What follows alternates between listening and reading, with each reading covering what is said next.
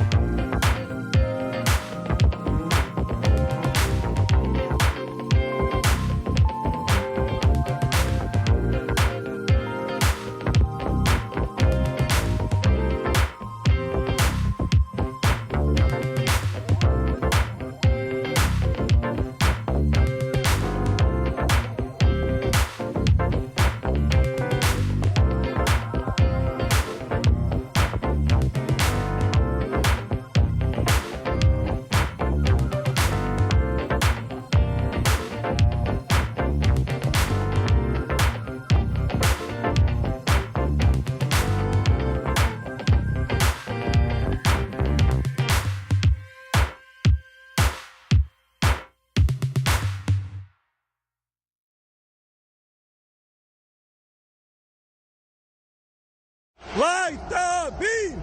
Light the beam! Light the beam! Light the beam!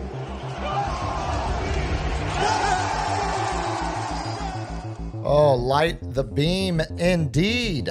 We are back for another edition here of the Sports Cave. Once again, I am your host, Sam Freeze, broadcasting live from parts unknown here on the north side of San Antonio, where apparently my internet doesn't want to cooperate, which is going to make this a much different show than originally planned. Yeah. But fear not, we got a lot. I reset it, LG. It didn't do anything. No, I think you're good now. I think it just came back.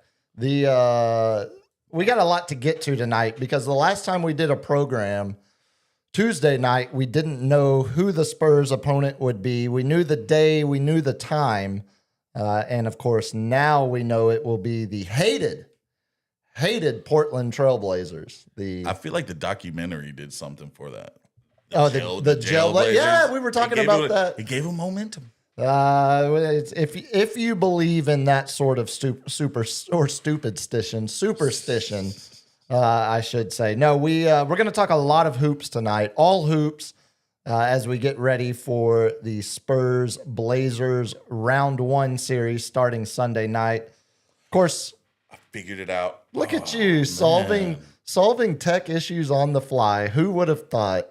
Not just Spurs though, the play-in games altogether have been pretty entertaining. So we're gonna, of course, hit that as well. Do a little lightning round before we get out of here. Who knows? Maybe we'll even keep a tight hour. I'm not making any promises because this is the last show we will have before game 1 on Sunday. Playoffs, baby. So we got to get all of our hoops thoughts out there tonight. We'll see if that fits into a tight hour. I have my doubts, but of course, the voice you see or the voice you hear, the person you see sitting across from me, if you are watching live on YouTube, if you are listening after the fact to the audio only version, it is of course the cap, a man who I know celebrated pretty heavily today, celebrated wildly, went real crazy with it on this National Healthcare Decisions Day. You're a man who's had to make a few healthcare decisions recently, as we've documented on the show. I'll be abusing that ACA. Yeah, well, get your money's worth. That's what it's there for. No, pretty boring one today. But before we get too deep into this, I buried it at the end of the show Tuesday, kind of because I completely forgot. But on this Thursday, April 16th, 7 days from the NFL draft, which should also plug here. We'll do some plugging here up top before we, like that- Jason Witten. Isn't that what every girl loves? Well, I'm thinking more of, I don't know, when you find one that does though, that's, you can put up with a lot of other, crap, so to speak. I like the ones that light up. Yeah, that's a little, see that's too much. You're doing too much at that point, because that tells me Where's your mind at? probably the hair plugs. That's what I'm talking about. The Exactly. ones that, like I'm talking about where it lights up on the Uh-huh. scalp. Yeah, dig your way out of this Yeah. one. Keep going. Yeah. Like Bozo the Clown, but with illuminating light. Little, Yeah. No, the light up ones are those are the ones you got to watch out for. They will, it'll be fun for 5 minutes and then they'll rob you of everything you own.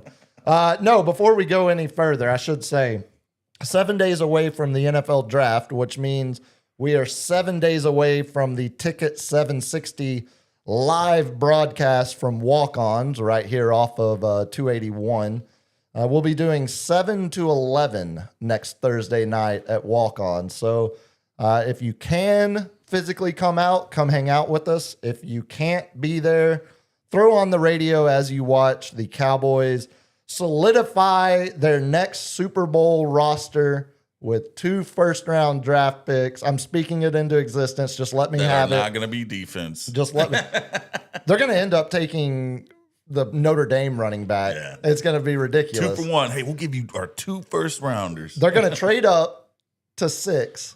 Everyone's going to be excited. And then when they read the name and it's the Notre Dame running back, it's going to be fun for everyone to react to. But no, a week from tonight, I'm going to do the radio show with Andy and then shoot down the interstate from the palatial iHeart Mothership Studios. Be there at Walk-Ons from 7 to 11. So LG said he was coming out. good.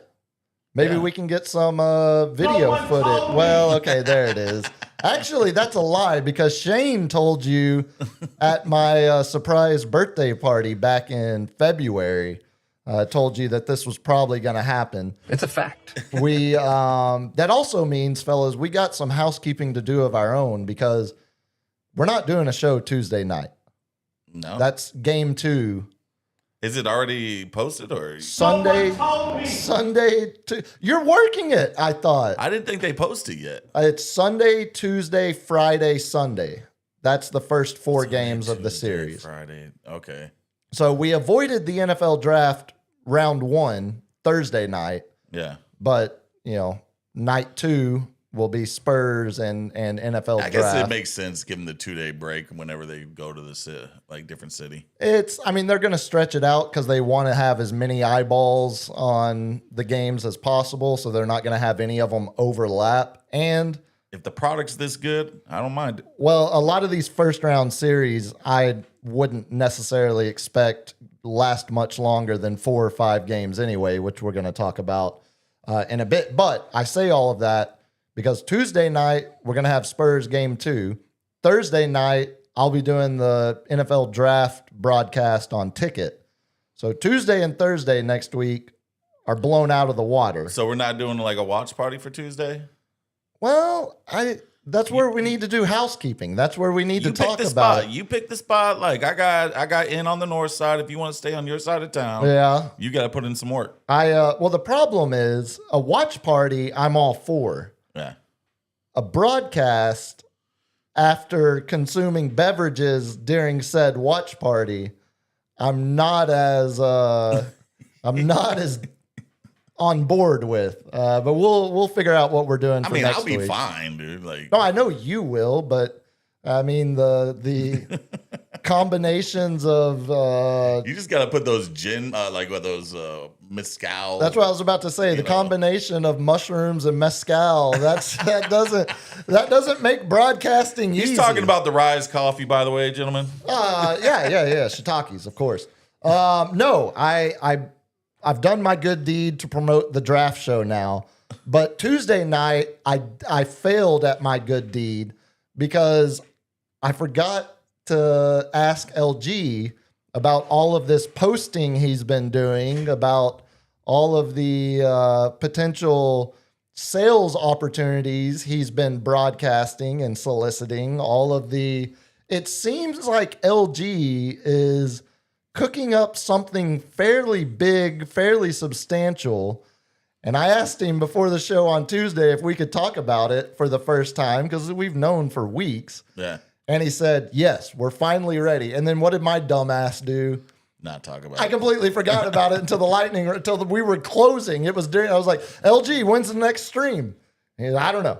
Well, LG, what about the sales? Blah, blah, blah, blah. I was like, God, I failed miserably. So from the top, as we turn to LG for all of the ways you can help support this program, maybe there is another program you could potentially support as well. Hint, hint, wink, wink. Yeah. Well, first of all, subscribe to this one because this is the one we're on right now. So See, I've already done hit a that terrible subscribe job. button and hit that like button. Hit that notification bell. Subscribe to the social channels, Instagram and TikTok. I found the TikTok finally, by the way. Hey, good. Oh, was it sportscave.live? Yes, but you have to enter in the @ symbol. So you have to go tiktok.com/@sportscave.live. Is that what you? Yeah. Y'all need to subscribe. I'm not putting content on there for 7 people. No, you should put content on there for everybody. Yes, the same content you put on all the other socials, you should put on TikTok. It's so much work. Yeah, well, that's why it's a paid position and a career these days. Yeah, he's not lying. But in other news, there's a new show starting up on something called Ticket 760. I'm familiar What? with him. Yep. The morning drive will be back with no, I'm just kidding. It'll be during the morning drive. Carl Schoening and yours truly will be doing a show called The Starting Lineup that debuts on April 27th. We've pushed it back. It was April 20th, but they didn't want us working on 420 because that's a national holiday. So April 27th will be the start of the For show. Germany. You don't have to tell me. Or that's my anniversary. So Yes, you've said it 1,000 times. We get it. There you go. Yeah, hippie. And he's not lying. it was the only Friday the venue was available in all of April. It just worked out that way. I don't know what to get tell married you. on Hitler's birthday. Or the anniversary of Columbine. Yeah, it's a bad day. It's a bad day. Or it's a great day because, as I've told you before, it's my anniversary. It's my anniversary. Hey. No, that's exciting, man. I'm really excited. When Carl first threw the idea about doing a morning show out there, it's a couple months ago now. It sounded like a great. First of all, it's 6 to 8 in the morning, so Yes. You're going to get a lot of ears, buddy. it's great for promotion and attention. It's bad for the sleep schedule, and so I have offered my services on a limited basis of anytime you might want to pre-record a segment or maybe I have a feeling that we might be recording a lot of segments at night and running them in the morning because a lot of us work for the Spurs, Carl and I. that's both. correct. Yeah. And the games are usually at night, so we may be a little tired at 6 a.m. So I don't see why not that we just go live after the game and then replay that in the morning. That's smart. By the way, here's a little promo for you. Every day starts with a strong starting lineup. Start your day with Carl Schoening and the starting lineup. Mornings 6 to 8 on Ticket 760. Listen to that. Whoa! Professional right there, right? Tickets got a Look morning at that. show a blow, again. like an explosion. I could just see fireworks. See, yeah, no, it's definitely, it's like a Dodge Ram commercial. That'll wake you up. I'm going to have to find out that dude's name so I can address him by name. The the voiceover guy. voiceover guy, the voice of God for iHeart. Yeah, it's when y'all started throwing around the idea, I knew the hours weren't going to be fun, but the overall payoff and the value and just having the station having, first of all, they could have brought in some jagweed from Milwaukee to do a show, and I would have been happy. They could have brought in some Dallas douche, you know? They could have brought as someone who, they could have. They certainly could have. And he probably North Texas trash. and he probably would have carved out a hell of a career and would have been one of the most listened to shows in this market for a decade. They could have done that. But the fact that it's going to be you and Carl doing the morning show, so then we'll have you and Carl every day, Monday through Friday in the morning, 6 to 8. Uncle Andy holding down the afternoon slot, 4 to 7, Monday through Friday. I'm with him Tuesdays, Thursdays when we do this show normally. Good dude Shane Carter, who I'll be doing the NFL draft show. If you haven't listened to Shane much, listen to the draft show. Shane knows his stuff. He knows. Yeah. Shane is. He's gone through the whole 257 projections. Oh, dude, he's got it in, and he knows exactly what players are going to fit into whose system, what technique is going to be. Their need is a 4-3 center defensive tackle. Bingo, exactly. Because the new defensive coordinator likes to run a 4-3 with a Philly shell and a Tampa 2. We need to get you and Shane. You and Shane should be doing this show. The Shane, and he knows it because he knows it, not because he's read it and is just regurgitating it. So to have Shane, Monday, Wednesday, Fridays with Andy, me with Andy. Also, I'll be filling in. I'll be hosting for Andy with Shane on Monday. Buddy. Ask me how that's going over in my house right now. On my as you remember, is that I've told you before that is my anniversary, and I will be hosting for Uncle Andy. But no, if it doesn't have a 0 at the end, is it really important? Well, this one count 20. No, it's 8. We're good. We're clear. We're good. Yeah, this is the year you're supposed to give your wife aluminum. I was like paper? Aluminium. That's right. Aluminium, as we learned on Tuesday. Last year was wood. Hey. But no, for it to be you and Carl in the mornings, us in the afternoon, all of us play nicely with each other. All of us cross paths outside of the station. It's not a forced relationship, not a forced pairing. Well, how about that? Ticket 760 is actually building some synergy within their local talk show hosts. Look at that synergy. I like it. And as someone successful in this business once taught me, you make it all about yourself. Congratulations, San Antonio. I have brought the synergy back to Ticket 760. I have got us all on the same page. I wish we had Carl here today so he could say something, but he's doing a yoga class. He's a certified yogi. Yeah, Carl, we tried to build his own synergy. Well, as he should. We tried to get Carl on tonight. He's doing the yoga class starts at 8:30. So there's just Carl, there's time, man. We're doing a tight hour. Well, if we're doing a tight hour, then there's no time. Even if we do our normal tight hour, we did like 2 hours and 35 minutes Tuesday night. What happened? Did you not see me look at you a couple times? As I was in the middle of I was like Today in Sports talking about some Austrian soccer player that died on the pitch or something, whatever the hell I was talking about. You're like, that was interesting. Yeah, no, it's exciting, man. I'm really, really pumped for y'all. I'm really excited to see, obviously you've got when you get in your car and you turn the radio on in this city, you've got 2 options to listen to sports talk. You've got Ticket 760 and you've got the guys across town, good dudes, but competition. And I'm so happy to have a morning show to throw out there to make it feel more and more like the old station that it was, like an actual sports talk station. We can do stuff together and bring it all together like a family. Oh man, now again, now you're seeing my vision for the. See, you had a good family unit. My family unit was just yelling. That's just like me and LG up there, like, shut the.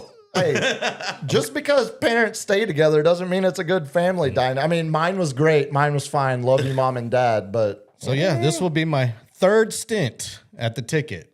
Come full circle again. what was year one at the ticket? 2010. 2010. So the year before I moved here was your first year at the ticket. That's correct. And then And I quit 2012-ish, and I came back in 2014. Was that WOAI then, or like when did you work there? That was my first job, WOAI 1200. yeah, you had to cover Art Bell, Coast to Coast. I did midnight to 5 or 7 a.m. Saturdays and Sundays, Coast to Coast AM, and a bunch of church shows. Ooh. Yep, Coast to Coast was interesting. Hey, Coast to Coast will keep I you just up. remember him and the power of that WOAI badge. Really kept the cops in line when we were dealing with the lady of the I night. didn't have no WOAI badge. They came in, I had a his media shirt's ripped pass off, which that I'm- I created myself because It you know works. there's no issuing agency for a media pass except for one. It's called the Bill of Rights. So the First Amendment allows anybody to make a media pass. They were on their P's and Q's. That's all I'm trying to say. Yeah, well, And I was like, I was in awe. I was intimidated. Yeah, no, I'm like, look at this thing. Let me get that. the ladies at Sugars love my FEMA emergency broadcaster card that I always flash up. They're like, Speaking I'm of an emergency broadcaster. Speaking of, No big deal. I know ran into an old friend of mine who's now the manager at one of the local establishments. Not gonna say the name, but I brought up. I'm like, are you interested in sponsorship? Well, okay, and that's where you might be able to sponsor this show. This show. I'm not talking about this show. Well, and even Talking then, about this show. when this show gets posted, there's a little logo in that top right corner that they allow us to use, and they also That's why they also sign a paycheck every 2 weeks. Yeah, gentlemen's clubs are a no-go these days. Gentlemen's clubs, Yeah, dispensaries, vape shops are kind of iffy, gray area to All begin I'm with. saying- Gambling is Gambling, iffy. yeah, unless very classy. it's a national, sports book that spends a lot of money in every market. So like then- the card houses, we can't do card houses. no, again, that's where it's the gray area. It's the Nothing legal like going on there. Underdog, or like places like that, like the daily fantasy places. I think they're allowed, but I'm not so sure. Like, I don't think we could do like a Bovada ad or something like Man, that. that's That's bullcrap. offshore That's bullcrap. betting. But I bet the card houses are fine because it's hey, that's not really gambling. That's just going to hang out with your friends playing cards at the club. That's it. That's all it is. But no, man, it's I wanted to have Carl on tonight so we could really all of us talk about it and get Carl to do a sell job to convince you all to start listening on April 27th. Yes. Not this Monday, but Not this next Monday. but next Monday. So Coral. So let's see. Coral. If let's Where write you at, Carl? let's write y'all's run sheet. Wait, are you from Walking Dead. Oh, okay. No. I thought you That's were all talking Rick Grimes. Coral. I thought you were talking about on the episode, the season of Hard Knocks when they were with the Cleveland Browns and they had Carl Nassib, the defensive end, and I think it was Todd Haley that was the assistant coach, was the defensive coordinator, and he kept saying, "Carl, try harder, Carl." Imagine looking at your newborn baby. You look down, you go, "Oh yeah, that's a Carl. That's a definitely a Carl." But no, LG, you did a hell of a sell job without Carl. Regardless, I'm really, really, really pumped. Not only for y'all as friends, but as basically now co-workers at the station. It's good to see the station grow, and it's even better to see it grow with people that I know are good at what they do. And as you said, some know that we can have a lot of crossover, a lot of synergy on the station. Vertical So, integration. that's right. As I hear the roommate say at least 5 times a day. Is that like the new Let's term? circle back on that. Is synergy was like the old term, and now the new term is vertical integration? Vertical integration, yeah.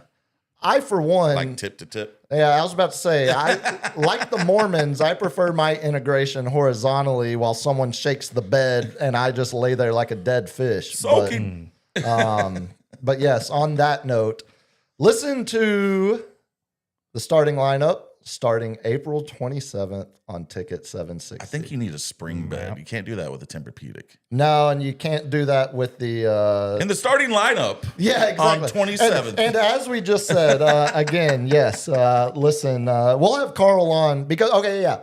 Let's write y'all's run sheet for the first show right now. So April 27th, we'll have 4 Spurs games under the belt. Mm-hmm. Blazers, Spurs. Will the series be over? Yes or no? It would have to be a sweep. Yeah, I think it's going to be a sweep. Okay.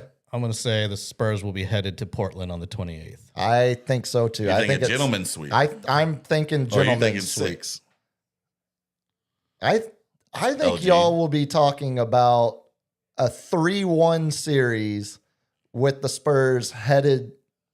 Well, no, that would be coming back to San Antonio. Yeah. They would have gone 3-1 over the first 4. Game 5 would be back in San Antonio. So I think you'll be talking about the Spurs closing out the series at home in Game 5 coming up probably that Tuesday coming night. back. Coming back Tuesday. from Portland. At a time to be decided. Yeah, that's the good thing about launching a show right now. I mean, yes, you and Carl both are Spurs employees, and you're going to be pretty busy with all of the doings the Spurs are back involved in after a 7-year hiatus back in the playoffs. But at least you'll have plenty of material. You could talk Spurs 2 hours every morning, and you won't turn listeners off because this city is Probably going what it's going to be. Good. For at least, as long as they're in. Oh, curve that talk. Knock on Yeah, I was wood. about to say that'll be the main seggy tonight where we. You know, my dad saw that pop-up shop that's downtown. Oh yeah, I haven't gone to it yet. 2-hour wait. Really? Lying around the corner. And I told my dad he's never seen San Antonio playoff mode. And I'm like, you're going to hear a lot of honking. You're going to see a lot of Spurs flags on cars, decals. Everybody's going to be wearing merch. I understand the pop-up shop, but have the bootleg tents popped up yet around on every corner? Now- Because that's when we're really... That's second round. Okay. That's usually the second round. I saw Have you seen bootleg? You're down in the as I was running to get some Chinese food on the south side the other night. They are fully operational at if you pick the right intersection, As they should be. as they should be. screen They're ready printing for shops it. are busy. Absolutely. I'm still sad I never picked up an Obi-Wan Ginobili shirt back in the day. Well, I bet you could find someone that could somehow magically whip that up as a custom order. No, Probably. you need that. You need it from back in the day. You need to have that. I 12 want years I old. want that full- original one. yeah, not some AI whipped up one. Yeah. You know what the original one I want is the old Lakers suck shirt with the Spurs logo. Yeah, that's a good one. I got kicked out of Fiesta, Texas for that one. Really?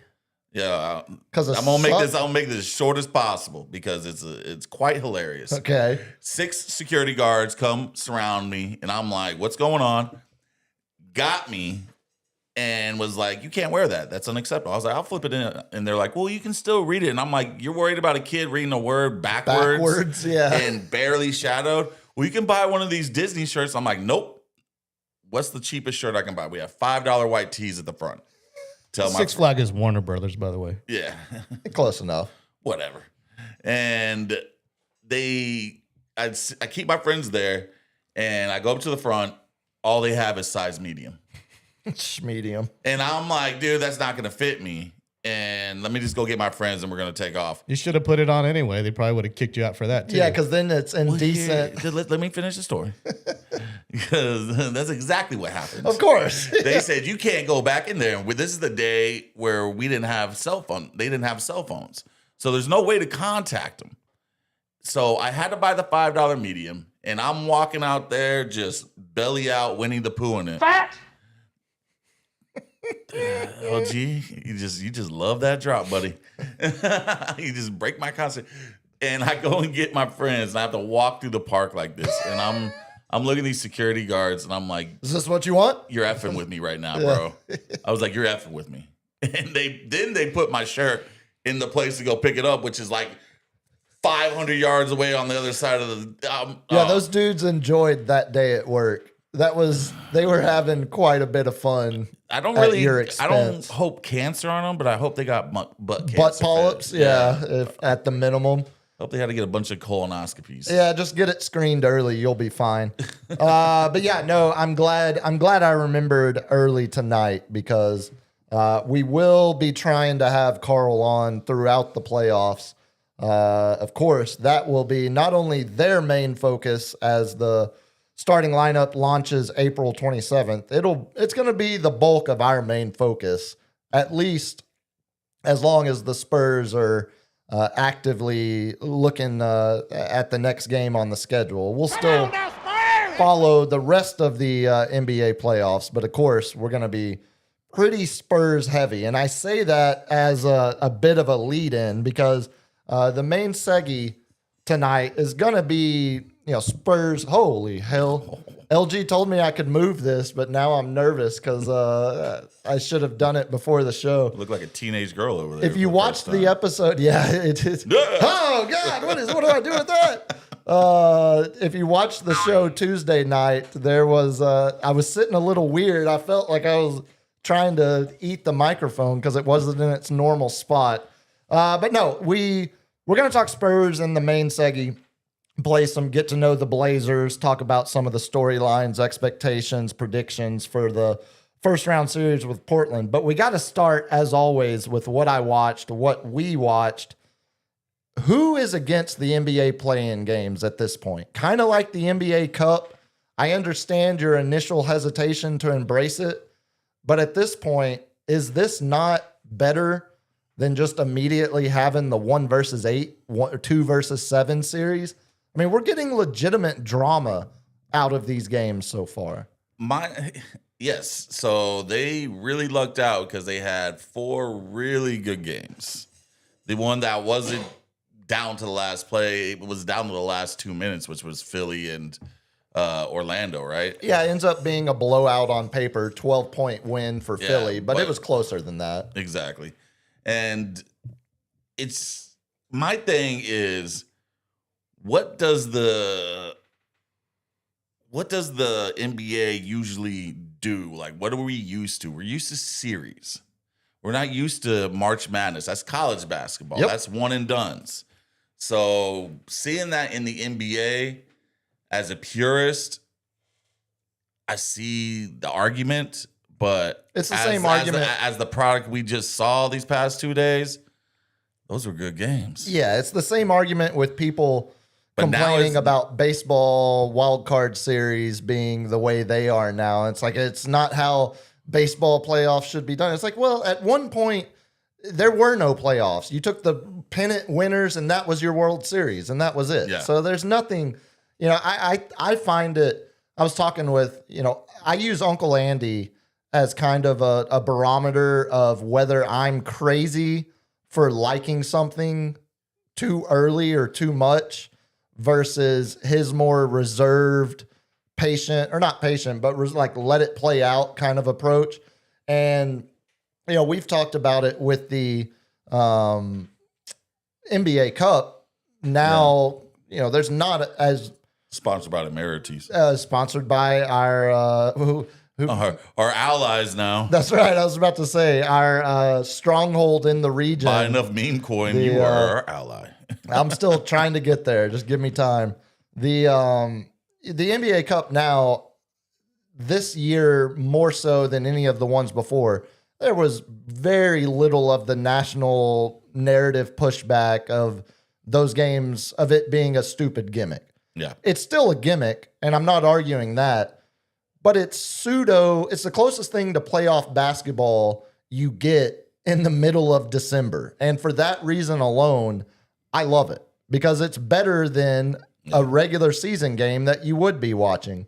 Yeah. The play-in game is, I feel, about the same. There's a lot of parallels to the NBA Cup and the play-in games in my head because, 5 years ago, or however long it's been now with the playing game, 6, maybe, God, how long has it been? It's been, The play-in, I thought it was only like 4 or 5. I thought that's what I'm trying to remember, because the NBA Cup has already been it was 2 post years. it was post COVID. They didn't have playing games before COVID. No, they didn't in have. 19. Well, didn't they do the play-in games at the bubble? You might be right. 2019, They did. 2020. Yeah, that Yeah, was yeah. your first. That was your first. And it was literally the first year of it was the bubble, the COVID bubble. So, normally before we had these play-in games, it would already be looking at the 1 versus 8 matchup, the 2 versus 7, and how much drama is ever in a 1 versus 8 series. Every now and then you get a Golden State beating Dallas, you get a Memphis beating San Antonio. You Or get Suns beating San Antonio. Thank you, Starberry. that was 1 versus 8. Yeah, I think we were 1. I didn't think that was 1-8. Man, someone check that. But normally that series has very little appeal at the beginning of the series. Usually it takes, you start to see an upset brewing, and then you're like, oh, okay, maybe this series is worth watching. Not that the play-in games necessarily make these first round series better overall, but at least you see a team like if the Warriors beat the Suns, I'm going to feel way differently about a Warriors Thunder series after watching the Warriors win 2 games in the play-in tournament to get there than I would have if they had just ended the season and it was Thunder versus Clippers. Yeah. Like it would have been, because the Clippers would have been the 8 seed. So here comes the argument of, what do we get a better product? We got a good product with these one-off games, but would you have rather seen the Thunder and the Clippers, or are we going to get the Thunder and the banged up Warriors? Are we going to get a worse series because of this? Because Yeah. a team's going to climb from the 10 seed into the do playoffs. we think the Suns are actually worse than the Trailblazers? I mean, Give them a 3-game series. I think it's 2 out of 1. yeah, 2 out of 3. And over an 82 game series, the Suns were the better team. Yeah. And I think the reason I don't mind any of this, if we're talking about, but then are we going to get a worse series when the 1 seed plays the 8 seed? The 8 seed, no matter who it is, should never beat the 1 seed. That should just never happen. So if we're arguing about the quality of a 1 versus 8 series being watered down because of the play-in tournament, I say my pushback or my response would be that series is always watered down. Yeah.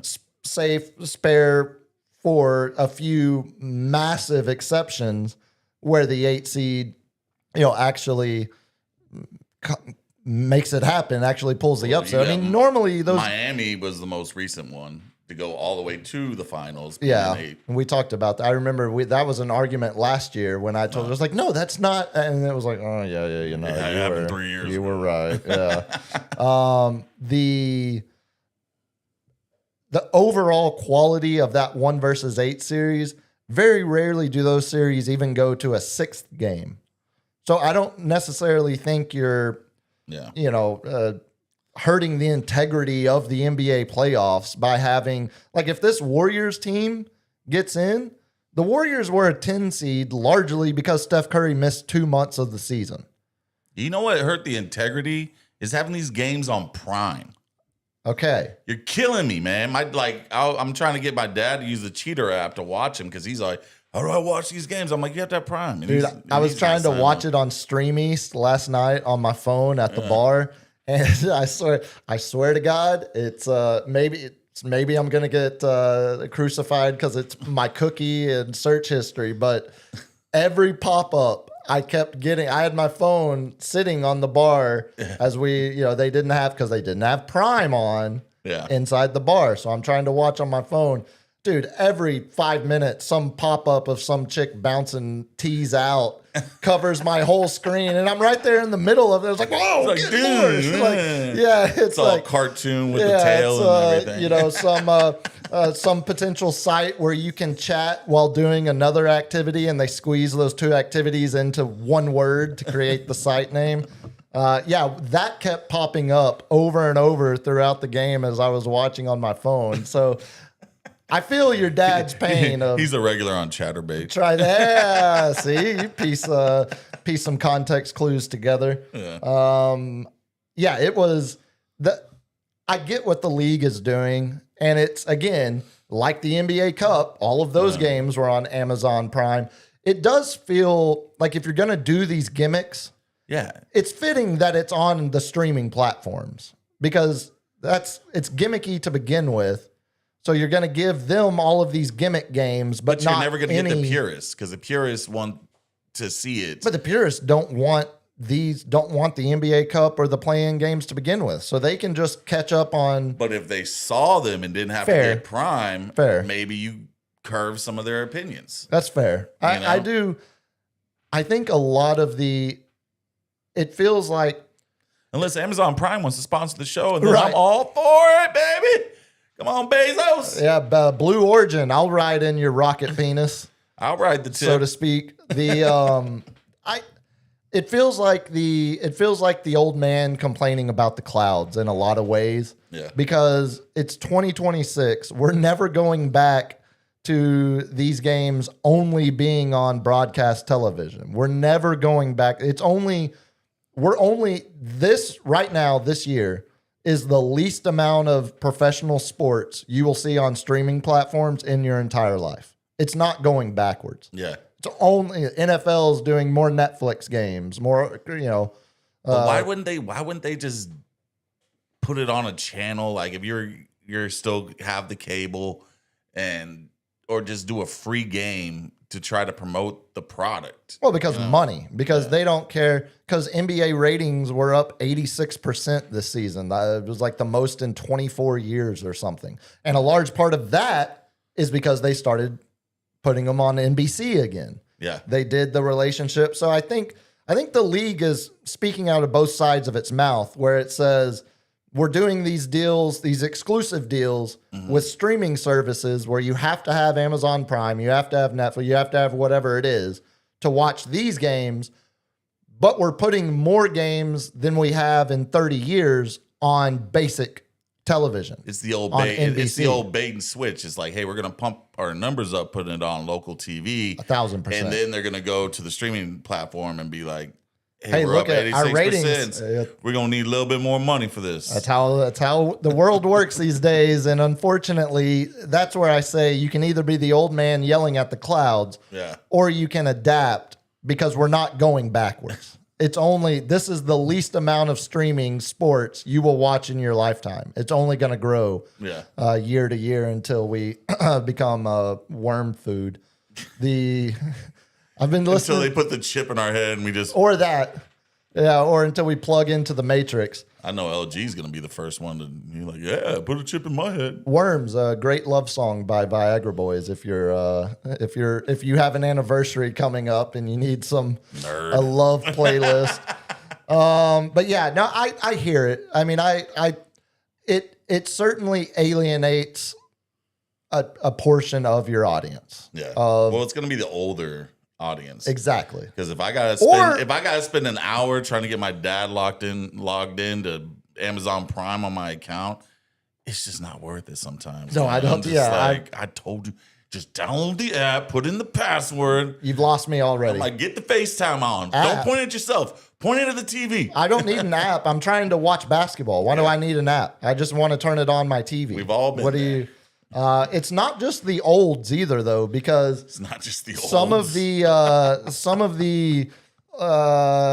Antifa liberal heathens that I run around with, they won't do anything with Amazon on account of principle. I'm taking a stand against Bezos. Well, that's really helping his It's stock. really- I mean, you're showing him. you're man. doing your part, but it's a lot of you know, And then the they ask you, can you anti-Amazon. order this for me? It's like, and actually, can you do overnight shipping? Because I need it tomorrow. Yeah, thanks. Thank you for that. So yeah, I mean, I do. There's definitely some alienation that takes place by having it on the streaming, but I also think it's the future in a lot of ways for the league in terms of money, untapped resource, untapped money that they can get their hands on. So it's adapt or die, because I think this is here to stay on a lot of fronts.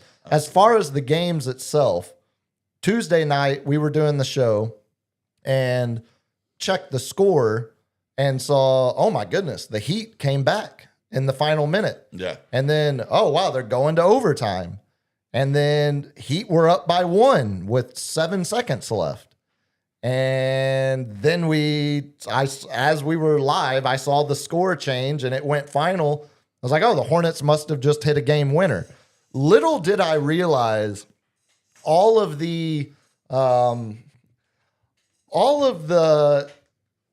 drama that led up to that, starting with the guy who hits the game winner in overtime, LaMelo Ball, is also the guy that Eric Spoelstra, head coach of the Heat, was saying should have been ejected from that game.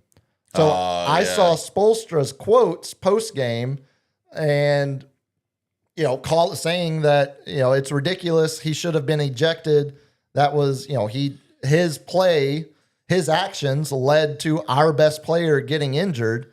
And it should have, they should have handled it differently. If you missed it, I missed it. Okay. So early in that game, still in the first half, Bam Adebayo, Heat's best player, 83-point scorer in a game earlier this year. Bam is falling out of bounds, but he's still on his feet. He still has his legs underneath him.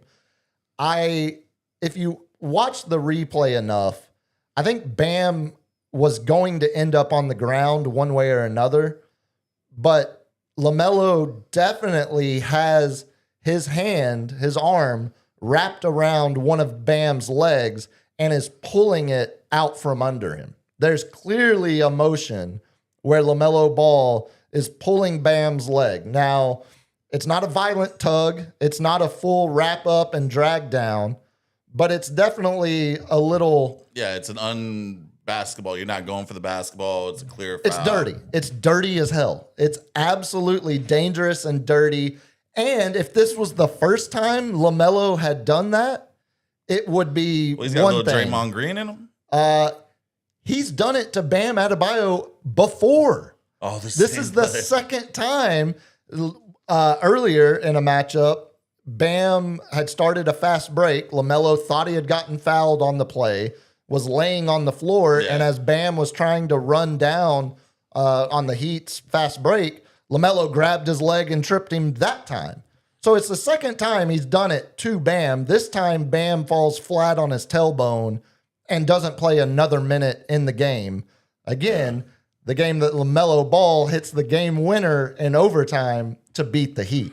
That's a bad look. LG, I sent him the clip through proper channels. I kind of watched it a little bit on the vent. I just sent it to you. I was about to say, I think that's what he was. I think that's what he was working on, right? Because he hasn't seen it. I haven't seen it. So He's like, I need to see the clip. This was on air, throwing it out. But if he wants to get ready, but like it's very he did Jamie get pulled this fined up. $50,000. So $35,000 for the play itself. Yeah. $35,000 for pulling his leg. The other fine was for using profanity in the post-game interview. Oh God. So he got $35,000. Is that the most egregious fine we've ever seen for a foul? No, not at all. It's light. So the league was never going to do any more than that, though. They weren't going to suspend him for that action. So I took the liberty of finding both the clips, instead of the one you sent me. Oh, okay. So is this? So here's the first. Here's the first clip. No, this is good production. Let him cook. When LaMelo missed the shot, he Watch fell this. down, and he's going to reach out for Bam and try to tie him up. That is so dirty. Wes Brown is That making is his way over. inexcusably dirty. And here's the other night. And then this is from the playing game. He And does that it was again. Paul who Yeah. took his leg out from under him. Oh, but Look, I'm not one to snap, grab at my pearls and scream, I can't believe they're letting them get away with this. did that's pretty bad. With a $35,000 fine. I mean, is that letting him get away with it? I think it's chump I change. think if he does it again, he's gonna get 6 figures in a suspension. I wonder what Draymond's first fine in the NBA was, how much money it cost him. He gets away with so much, and he does stuff so egregiously. It's amazing. I mean, what we saw LaMelo do is not stomping on a dude's nuts like Yeah. we've seen, but And I've seen him grab people just like that, Sure. a leg, and just Sure. just rip them away. so the reason that play wasn't even reviewed during that game, the second one, the one from the play-in game, thanks for finding that first one, LG. I'd seen that because I didn't realize it had happened before until Heat fans, which are some of the most passionate and annoying fans in the NBA. It usually goes hand in hand. They were pointing this out. Yeah, it was 2 years ago. So, there's history of him Surprised doing he's it. on the same team for 2 years. Yeah, LaMelo. Yeah, LaMelo's the one guy that's been in Charlotte longer than Bank of America, pretty much. The reason it wasn't reviewed during the game Tuesday night is because they didn't call any foul on the play. The play continued down the court and came back down, so there were 2 more possessions after the incident occurred. So by the letter of the law, they can't go back and look at it. Yeah. I think if they had looked at that during the game, it would have been a flagrant, not an ejection. Yeah, flagrant one. It would have been a flagrant one. And we're still in the same situation where Bam doesn't play the rest of the game. The free throws from a flagrant foul are not going. The score ended up being a 1-point game, but it wasn't because they didn't get their flagrant foul free throws. The game would have played out exactly how it played out.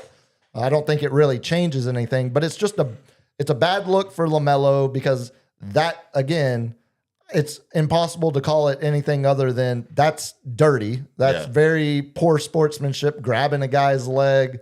It's like in soccer when you see a guy get beat and then he just grabs his jersey to take the yellow card. Yeah. And it's like, okay, like smart foul, tactical foul, but also, it's pretty It's dirty. just more making a point to the like they said about the Warriors game when Draymond comes out of a timeout and gets a technical.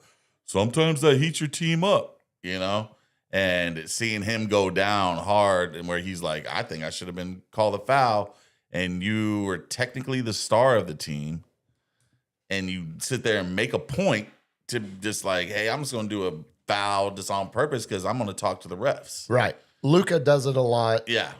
The take foul to not to affect the play whatsoever, but to have the opportunity to yell at the refs while the other team shoots the free throws from said foul. Yeah.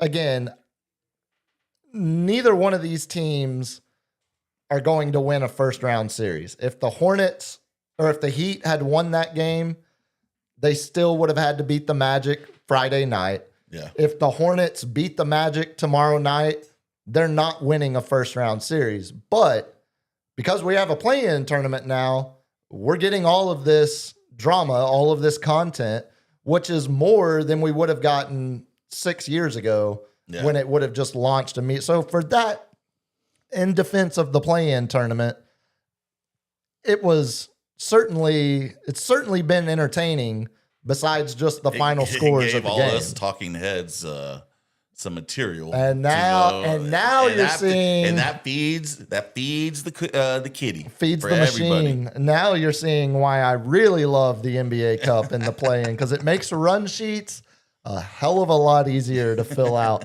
But yeah, Hornets they will play the Magic tomorrow night. Sixers last night, they earned the right to go up against the Celtics in the first round. Sixers get the 7 seed. They beat the Magic 109-97. What happened to the Magic, man? They were good last year. Dude, They were the 4th seed. It's or- crazy. And they make the big offseason trade for Desmond Bain, Yeah. a player that everyone agreed. Still one of my favorite plays, just throwing it off. Just throwing it off the guys, yeah. Laying on the floor. Just like, you have the ball, you have the possession, and you're just like, what I got?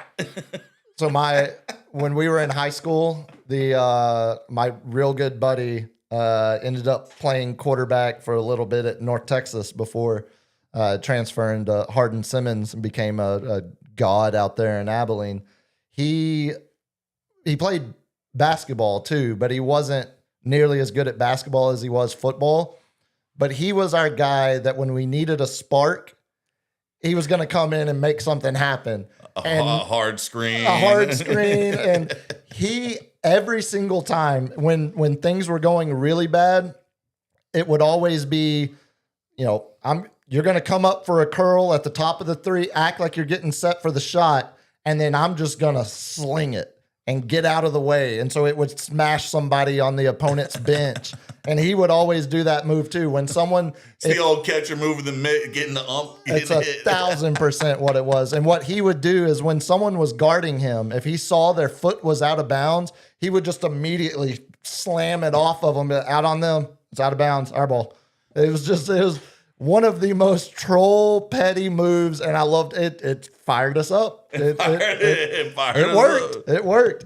But yeah, no, they make that trade for Desmond Bain, and everyone agrees that's exactly what that team needed. Yeah. It gave them better spacing. It gave them a shooter, not just a shooter, but a true starting level shooting guard. Yeah. It balanced out. He can create his shot. Yeah, it balanced out their roster, their starting 5, where you could take the ball. Franz Wagner wouldn't have to do nearly as much. Paulo theoretically wasn't going to have to do as much, or wasn't going to be able to be double teamed inside as much because Bain was going to be a threat from the outside. But yeah, massively underachieved this year after having such high hopes, not only based off last year's success, but the moves they made in the offseason to seemingly get a lot better on paper. Tell me, I didn't hear a lot of injuries coming out of Orlando. Not really. No, it was a lot of there's a lot of second guessing Paolo Banchero right now, and his development and his, it's not. I saw some people comparing it to like Ben Simmons level of scared to shoot. It's not that bad, but he was definitely every game we're getting closer and closer, swinging around the horn instead of take the shot. You're open, And you got to, even if they're not, you got to at least keep the defense honest. Mm-hmm. So yeah, I mean it's a lot of underachieving, but still with the chance to how much faith do you have in the Pistons? If the Magic beat the Hornets, they're playing the Pistons in the first round. I'm not saying the Magic would upset the Pistons, but with that roster, it's still the same roster that was a top 4 seed last year in the East. Yeah. Maybe the first round of the playoffs, or when it finally does come together, because they are going to have the chance. They'll play the Hornets tomorrow night. Well, the Pistons didn't really collapse too much when Cade went out. No, they're solid. Yeah, so it's kind of like we saw what we saw at Oklahoma City. I think they went 500 when SGA went out. Yeah, close to it, maybe 6-4. So that's when we were making our big push and creeping in closer, 2 games, 3 games. But the Pistons, I think they're pretty solid all around. They got scores. Cade is the facilitator, the both ends type of guy. He just pause on that one. Plow through. He just plow through. Let it light up.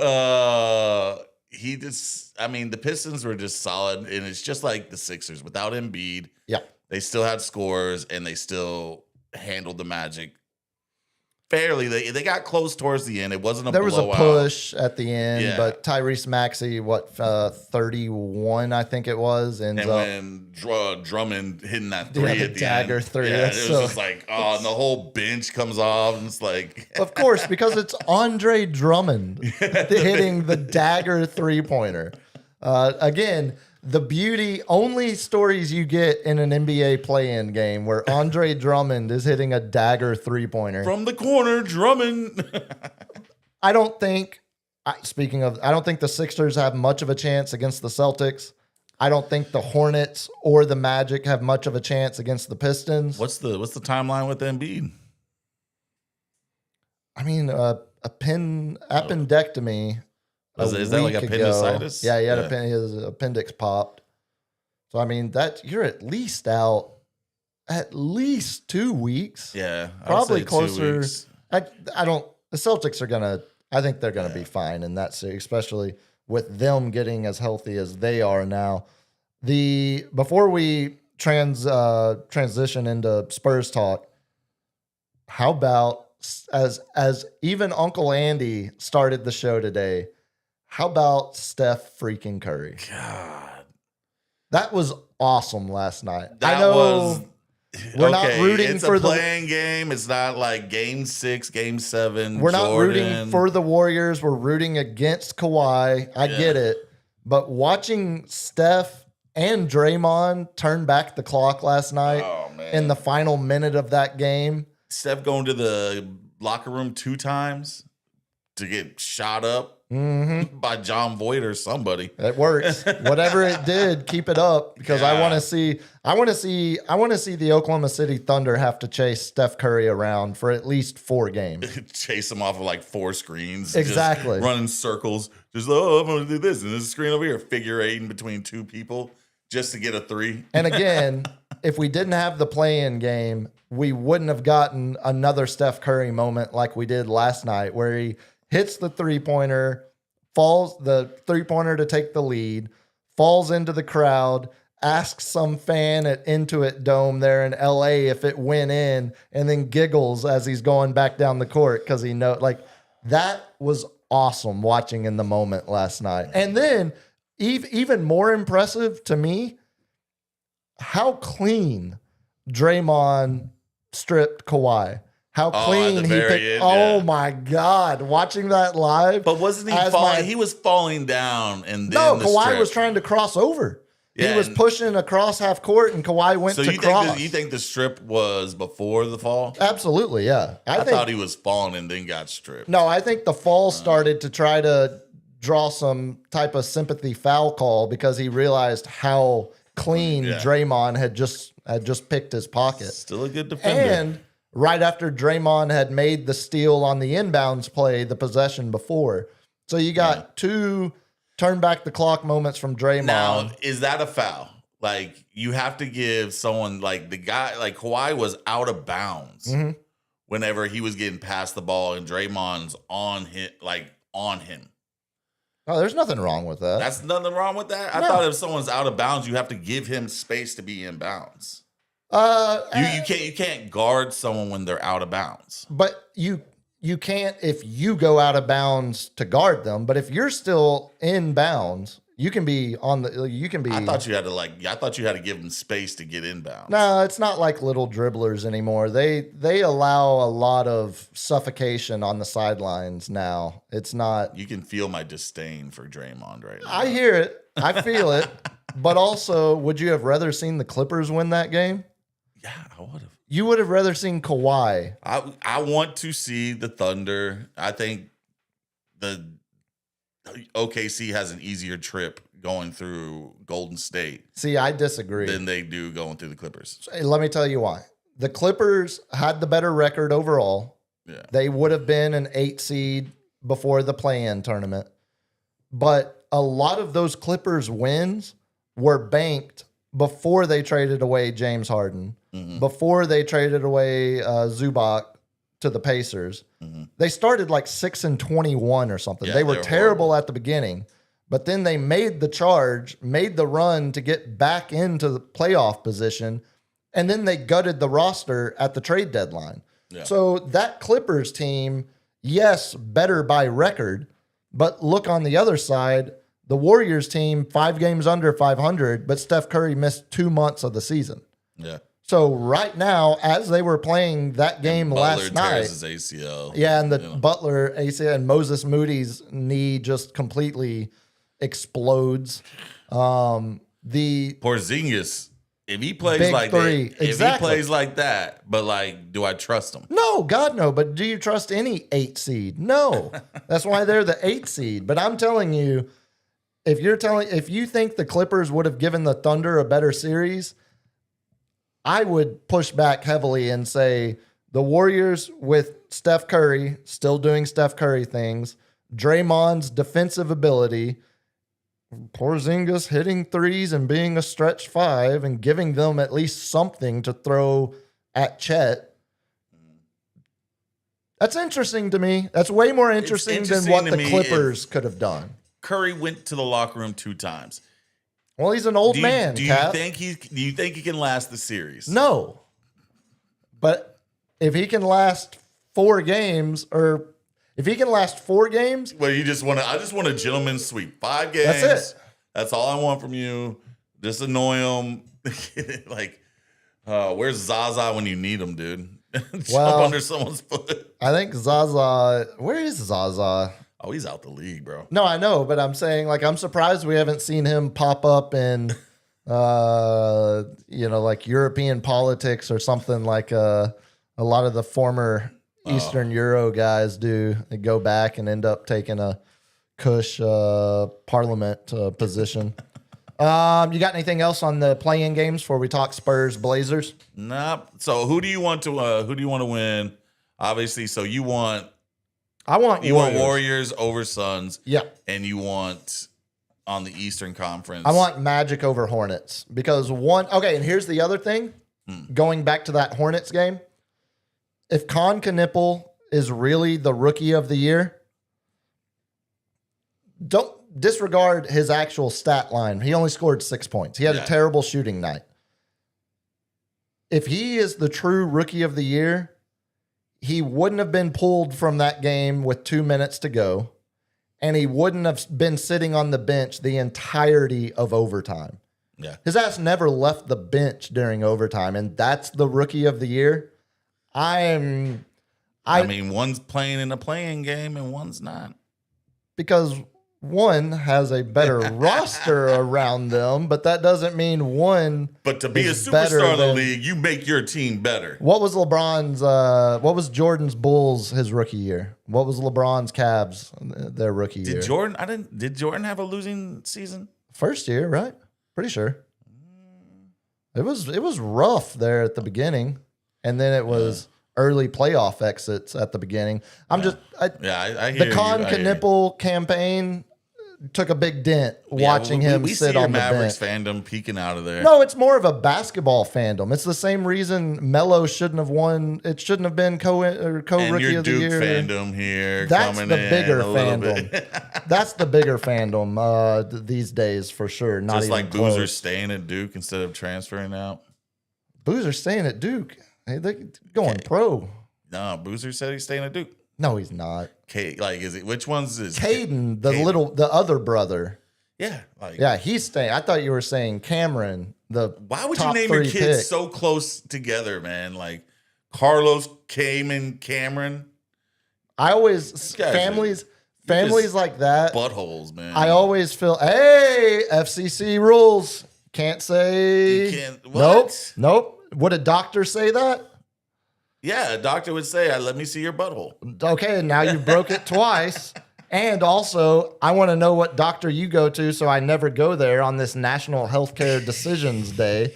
He's a 9/11 beehole. They deal with beeholes. Don't take that out of context. sphincters. What was I saying anuses. before you unfortunately broke FCC rules? Taints. Talking about the Con rookie Knipple. of the year, Knipple. Oh, we're talking about Boozer. Oh yeah, the Yeah. boozers. Yeah. Yeah. No, the families that name their kids all alliterative names. I always feel bad for the family that has like 3 sons and 1 daughter, and she still has to get the family bit. Is Caden, Jaden, Aiden's a big one. Aiden, and then Aden, and then we got a daughter. Let's name her Kimberly. Yeah, exactly. Or what was George Foreman's Georgina? He named all of his kids George, and he even named his daughters Georgina because he loved himself so much. Oh, Let's talk some Spurs. 9-12 market. made a hell of a grill. So Portland wins that game over the Suns, 114-110. Where do you want to start with this series? You want to just how many games? How many games are you expecting? I'm thinking a sweep, but I want to know because I am not educated too much because you're the IDF agent. I thought he was a Frenchie. No, and he's not an IDF agent. He was born right off the Sea of Galilee. Denny Advia is arguably That's like a fairy tale story. or it's an actual During the Sea of Galilee, we have seen actual the location seven dwarfs on coming Earth. through. Well, we saw mages and magi's. We saw 3 wise men. We saw it's That's a religious thing. the Sea of Galilee. Yeah, that's biblical, bro. Yeah, There's another one. There's another one for you. When we had to go to a house and get teached about the Sea of Galilee and yelled out about sex. Yeah, and told quit cranking it so often. Yeah, they all kind of The Virgin played Mary together. sheds a tear every time you crank it. Yeah, so that's where it starts for Portland. Okay. It starts with Denny Advia. Fringe, was an all-star this year for the first time. He's, I would say generously for the rest of his career, he's always going to be on that fringe all-star line of. He's not one to lead the team, but he's a good second man. Is that what I you're think saying? if Denny Advia was your second best player, if Denny Advia was on the Mavericks with Cooper Flagg, since you want to use them as an example, Did I say I wanted to? he would be the second best player to Cooper Flagg. I mean, he is. If you had him as your second best player, you're a really good team because Portland with him as their best player is now a And 7 he seed. plays a power forward center, right? No, it's more small forward, power forward ish. He was a big guy, and he was finishing at the rim. He is. We're talking 6'8", 6'9", athletic, mobile, can shoot it. He's a good player. Averaged 24 points a game this year in his first All-Star campaign. I mean, he is definitely 1A and 1B for Portland. That is where it starts. So what's your second weapon they got? So how familiar or have you ever even heard the name Shaden Sharp? Nope. Okay, this is why I wanted to do this. We're gonna play. They were doing a bit naming their son because they know Shannon Sharp. They're all, we're not gonna name him Shannon. Yeah, we'll go with Shaden. Shaden. Yeah, Go Broncos.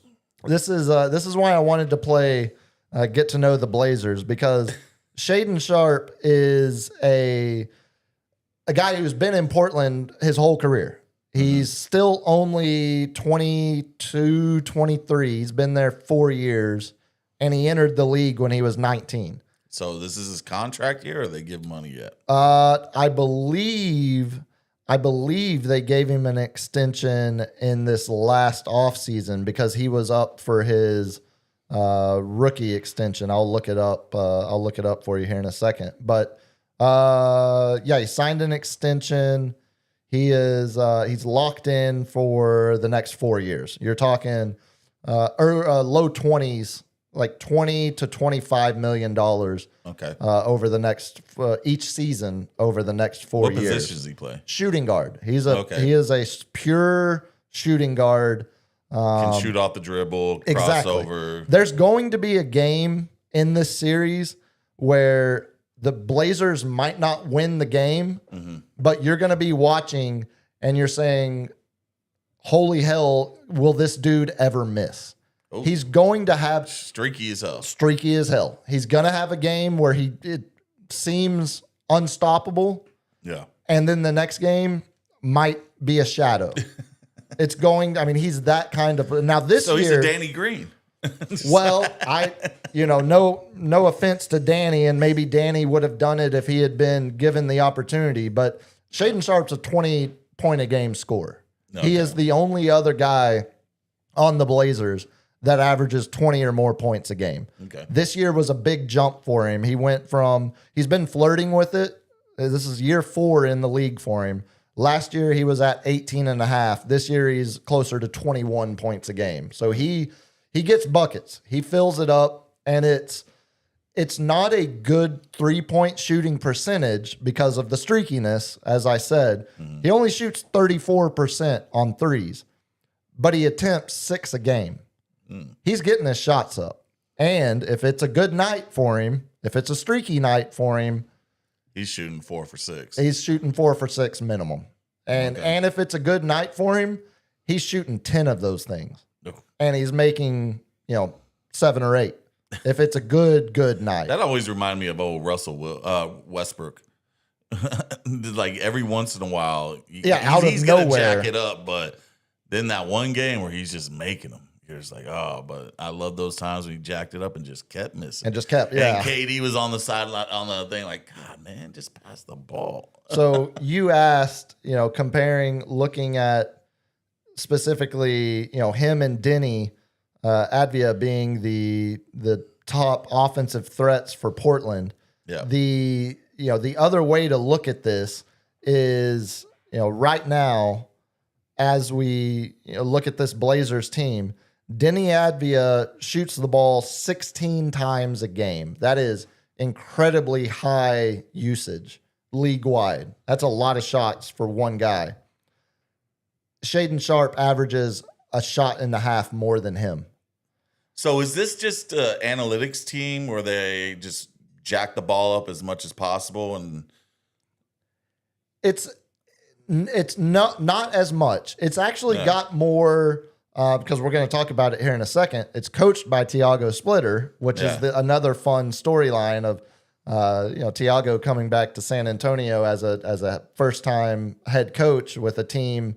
First year as head coach, unexpectedly made head coach because Chauncey Billups gets popped by the feds.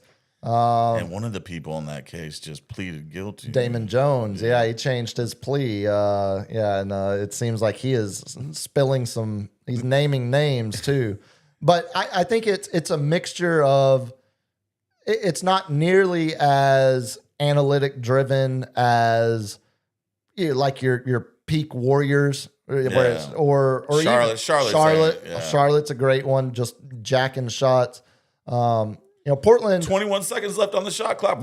put it up. No, Portland doesn't have a LaMelo Ball and Con Knipple taking 270 threes in a season. They don't have that, but they are young, they are athletic, and they do like to run. The one something I really like about this matchup for the Spurs, they're not, we've talked about it all year. It's the first playoff run together for this Spurs group. Mm-hmm. It's also the first playoff run in general for a lot of these guys individually. Wasn't it 2016 the last time the Blazers were in there in the playoffs? Has it been that long? That was 20. Well, maybe that was Charlotte. Yeah, I think that was the Charlotte one. Okay. Yeah, because the Blazers have been with Dame back in the day before he left and came back, but he's injured. He's not playing. Still sitting on the bench, baby. Yeah. He's Good vibes. He's a vibes guy now. Yeah. The thing I like about this matchup for the Spurs, they're not going up against a team that has substantially more playoff experience than they do. No one, burning through this Blazers roster, Denny Advia's never been there. Shaden Sharp's never been there. Jeremy Grant might have been there, but nothing substantial. Wasn't a big role before he got to Portland. He was a bench player.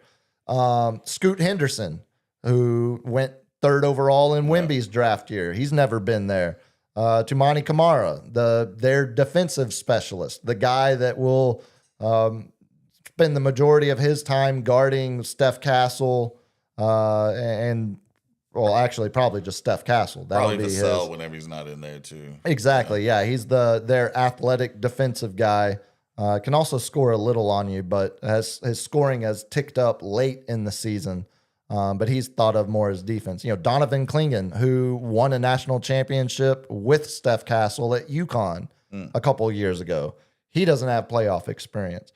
The one guy on this entire Blazers roster that has any level of experience that you can point at and say that might be valuable to them is Drew Holiday, who is first year with the Blazers because the Celtics needed to get off of his salary because the Celtics thought they were going to be taking a step back this year with Tatum's injury. So they traded Drew Holiday in the offseason. And he's been great for Portland. He's averaging 16 a game, still a solid perimeter defender. You're going to see Drew Holiday on De'Aaron Fox. You're going to see Kamara See if he can turn on, back the hands of time. Exactly. And so, in that sense, the Spurs aren't going up against a team full of guys who knows what it takes to win championships, much less win playoff series. Drew Holiday is the only one. That's what I'm saying. Yeah. And if that, in that sense, I like the matchup for the Spurs even more because the Spurs, as inexperienced as they are, they're going up against a team that's pretty much equally inexperienced. I mean, for Drew Holiday, the Spurs have Harrison Barnes probably has the most. De'Aaron Fox played the 7-game series for his 7 career playoff games. But there's just not a whole lot of experience from either teams in this series, which I think. My thing is, if they want to run and gun, who's got the better transition defense? Spurs. Of course. Who's more efficient on fast breaks? Spurs. Yeah. When you can toss it up to Wemby and just get alley-oops all day long. No, this is a 2 versus 7 matchup. There is zero category where you would look at the Blazers and say they have an advantage over the Spurs in this specific area. They don't exist. I don't think it's there. The one, if you were going to point at anything, it would be the fact that they have a starter who has played on or was a starter on an NBA championship team, Drew Holiday. That's something the Spurs don't have. Okay. What is that worth? What is that worth over the course of a 7-game series? And he aged fast after that win. He did. He put it all out for that championship, and then all of a sudden it was from an all-star to let's see if he can get 15 points. Yeah, and he's turned back the clock a little bit this year. He's had it seemingly added offensive responsibilities that he didn't have in Boston that he has in Portland. Mm-hmm. Drew Holiday is a really, really good basketball player. Yeah. But that's not the type of player that can swing this series. Take over a game. Exactly. Yeah. Outside of, Advia is going to be a handful. He's at 24 points a night. That's going to be your number one focus from a Spurs perspective. Shaedon Sharp's going to get hot. He's going to have a game that makes you think he's never going to miss again. But outside of those two guys, Drew Holiday's experience, everyone else on the roster is pretty much an unknown. Could Scoot Henderson come out and average 20 a game for the series? Yes, but how much does that really move the overall needle? Because as you said, the Spurs aren't just Wemby. Yeah. Spurs aren't just Wemby, Castle, and Fox. The Spurs depth. We almost beat the Denver starters, right? With the 3 of our main guys out. My big, what I want to watch is, of course, we know what we're going to get from Wemby. We know what we're going to get from our players. What are we going to get from Mitch? It's a good question. Is he going to start being experimental? If they do a move, are we going to counter that move in a correct way, or are we just going to stay the course? What are we going to get from Mitch?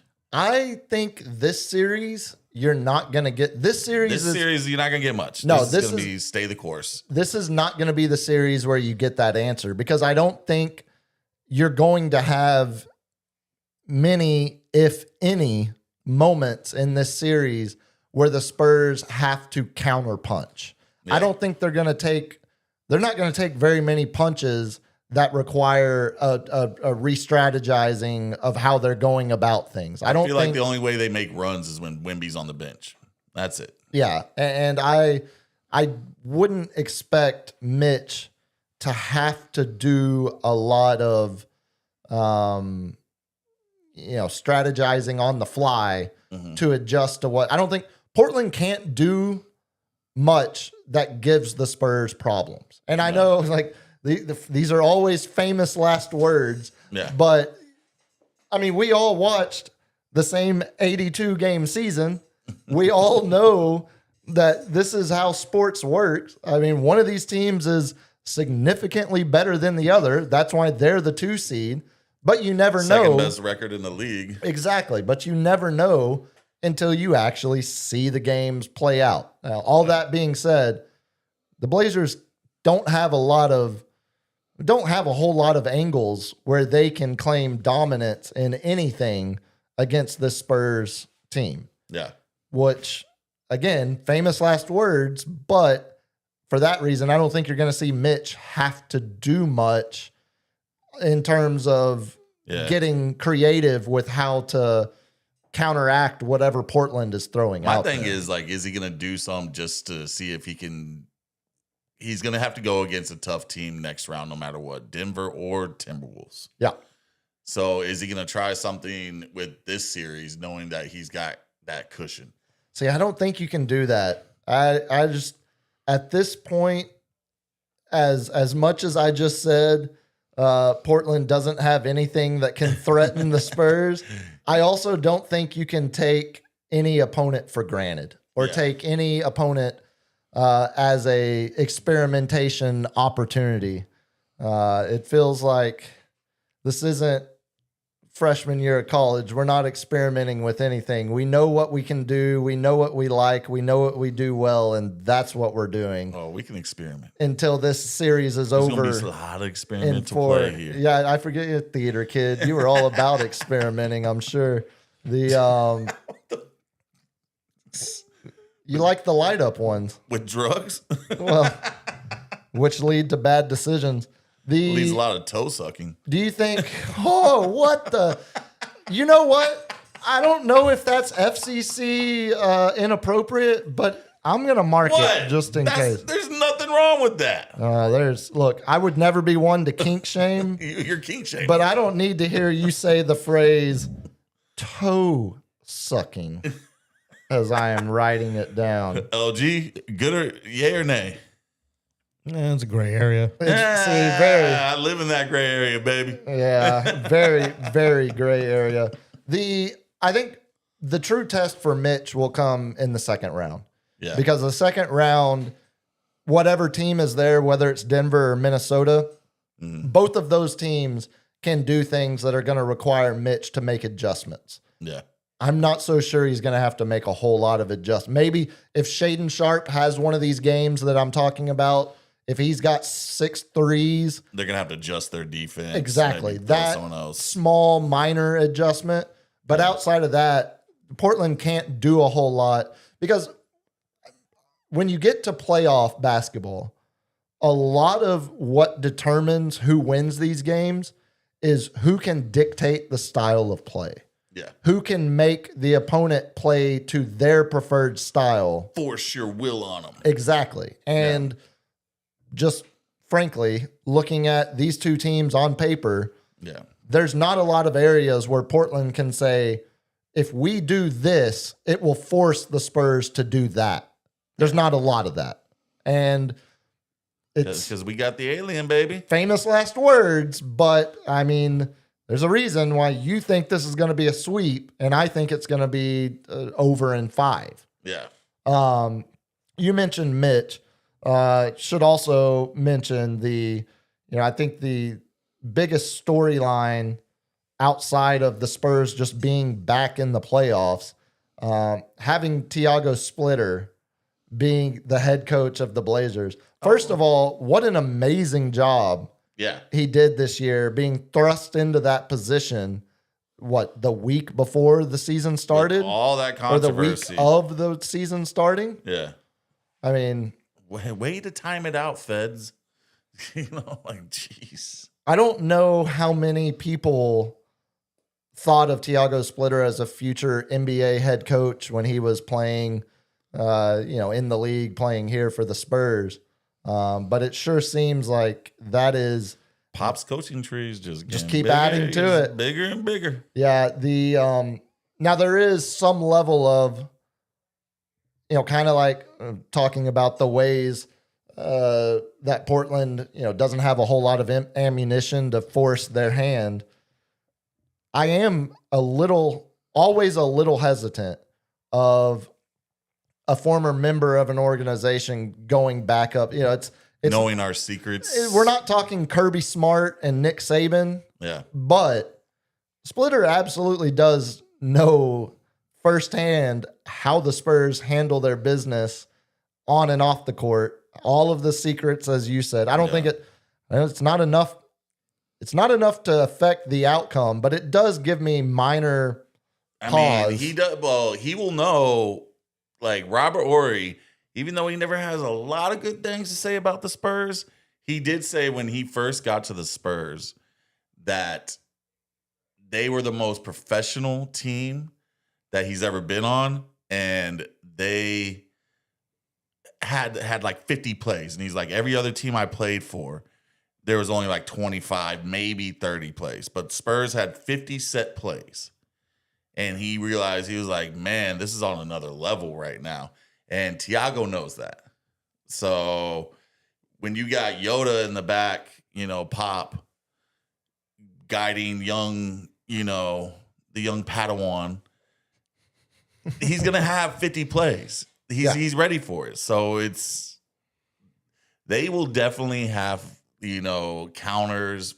If they ever punch us and like get us on the ropes a little bit, there's going to be counters. And I think we're going to come out hot after halftime, which was always our Achilles heel, third quarter meltdowns. I think they set a precedent that, hey, we're not going to come out slow.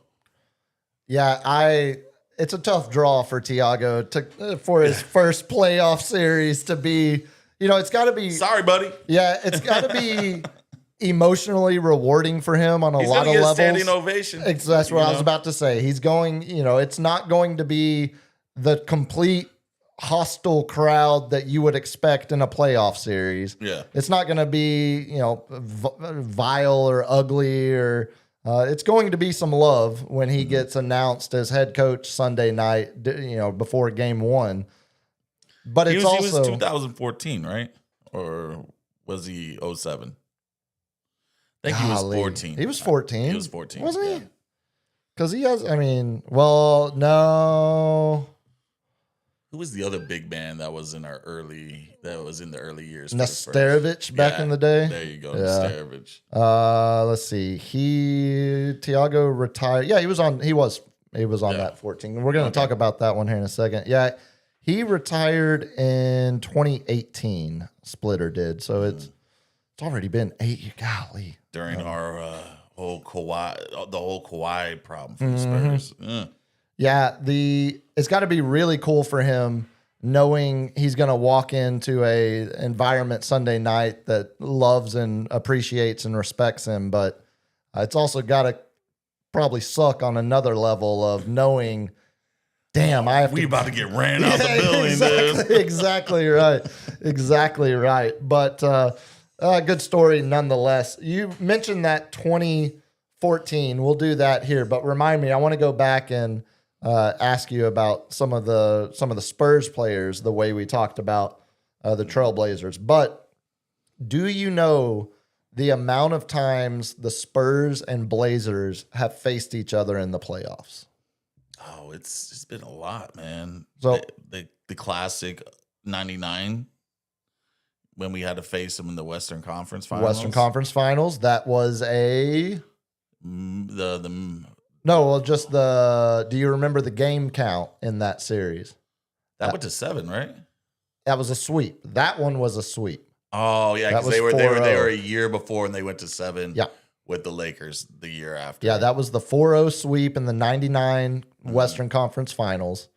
There's the one Memorial Day miracle. There's one more year after 99 that they played each other in the playoffs.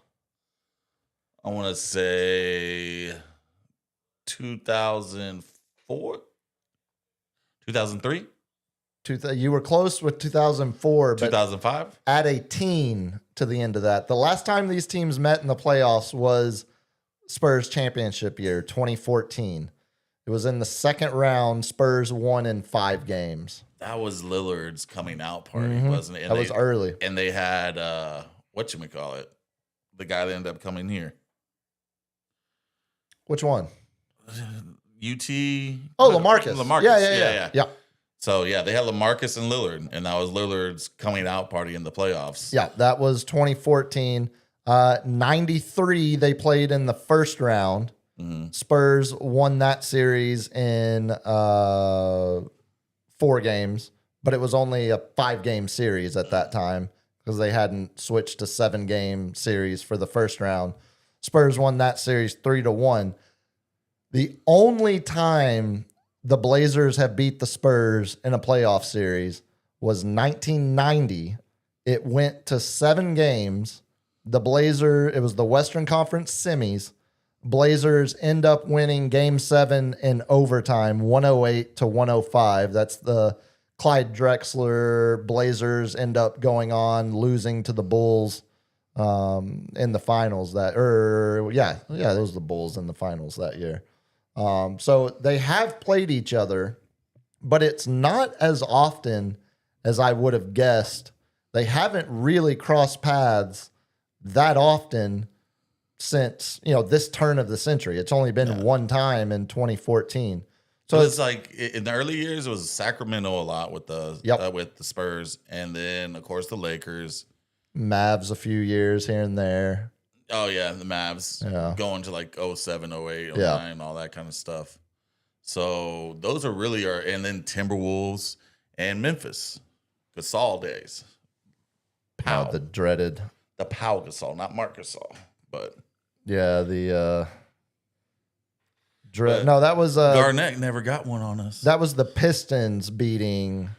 That was the Pistons beating Portland in 1990. I didn't think it was the Bulls after I said it out loud. That was the Pistons getting that over Clyde Drexler in 90. Bad boys. Yeah. So yeah, I mean, there's not a whole lot of playoff history to pull from, Yeah, but for the most part, we're on top. we're on top. Yeah. Spurs on top. Except for 1990, where the Blazers went to the NBA Finals. But the last time the Spurs played the Blazers in the playoffs, Spurs won a championship.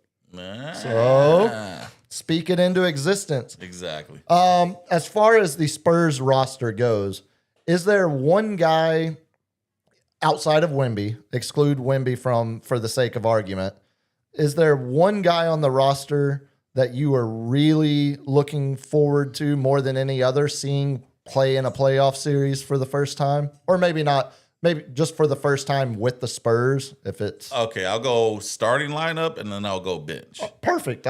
Perfect. I lost my voice there. I had I had starters and role player spotlight. It's like So, you read the run sheet that I didn't send you. Starters besides Wemby, everybody wants to see Wemby. The world wants to see Wemby. Of course. I want to see Stephon Castle.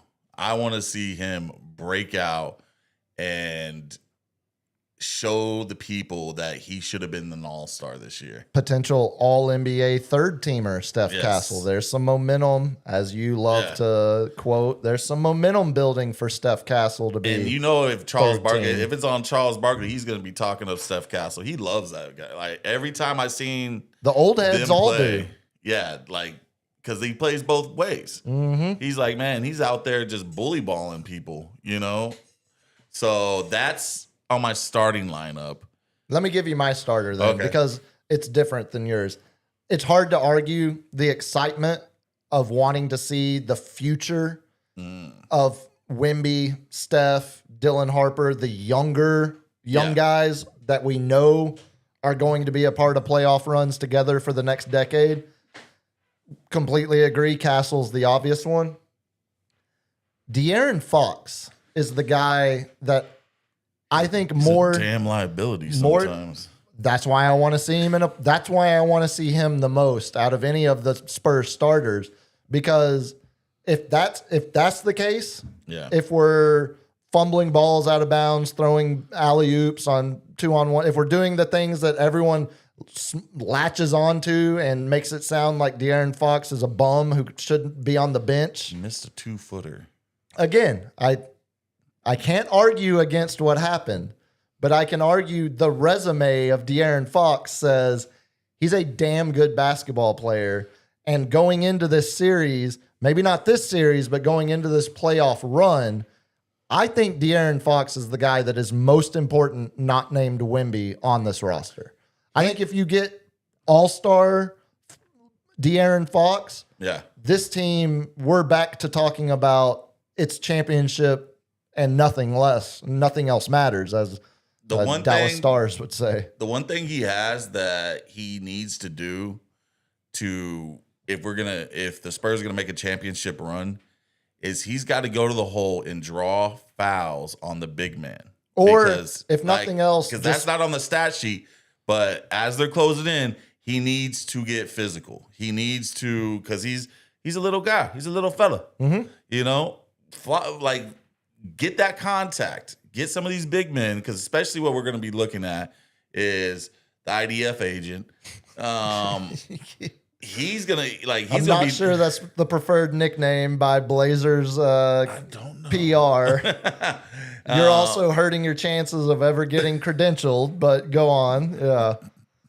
You're not supposed to repeat what I tell you before the show. Hey, I didn't say you told me it. No, as I say. I still don't know what it is. As I repeat I'm what sure. you shouldn't say. Yeah. But if De'Aaron Fox can get to the hole and draw a foul on him, gets 2 quick fouls, boom, we don't have to worry about him. Yeah. If De'Aaron Fox You know? can average more than 3 free throws a game, Yeah. that's a great sign. I completely agree. So he needs to stop taking threes. See, that's. I mean, it then stretches the floor. You've got to take them if they're there. You've take got to 'em. take it. Take a couple, but then drive to the hole. You know, get that contact. I'd rather see that than some airball threes, because that just deflates. It deflates me personally, but it also deflates the team. You see them just kind of like, That's why I That was an think, airball. and that's why I That was think an he's airball. most important outside of Wemby when you're looking at the starters, because he's also kind of like we were talking about with Drew Holiday. He's got way less experience than Drew Holiday, but De'Aaron Fox has been. he's been to a game 7. He went toe to toe with Steph Curry over 7 games and lost Game 7 to The champions. borderline late prime Steph Curry. Yeah. Like De'Aaron Fox has at least been in the foxhole for a long, drawn out series against an all time great. Oh, hey. I didn't even realize it. Been in the foxhole. Hey. Chalk that up to just natural creativity. Bench players, role players. Bench players. The heart, Keldon Johnson. Obvious. Yeah. I want to see him get the Ginobili minutes. I want to see him out there because he is a bruiser. He pushes people around. He goes to the hole and gets the foul, and he knocks down the 3. And it seems like he knocks down a lot of important threes.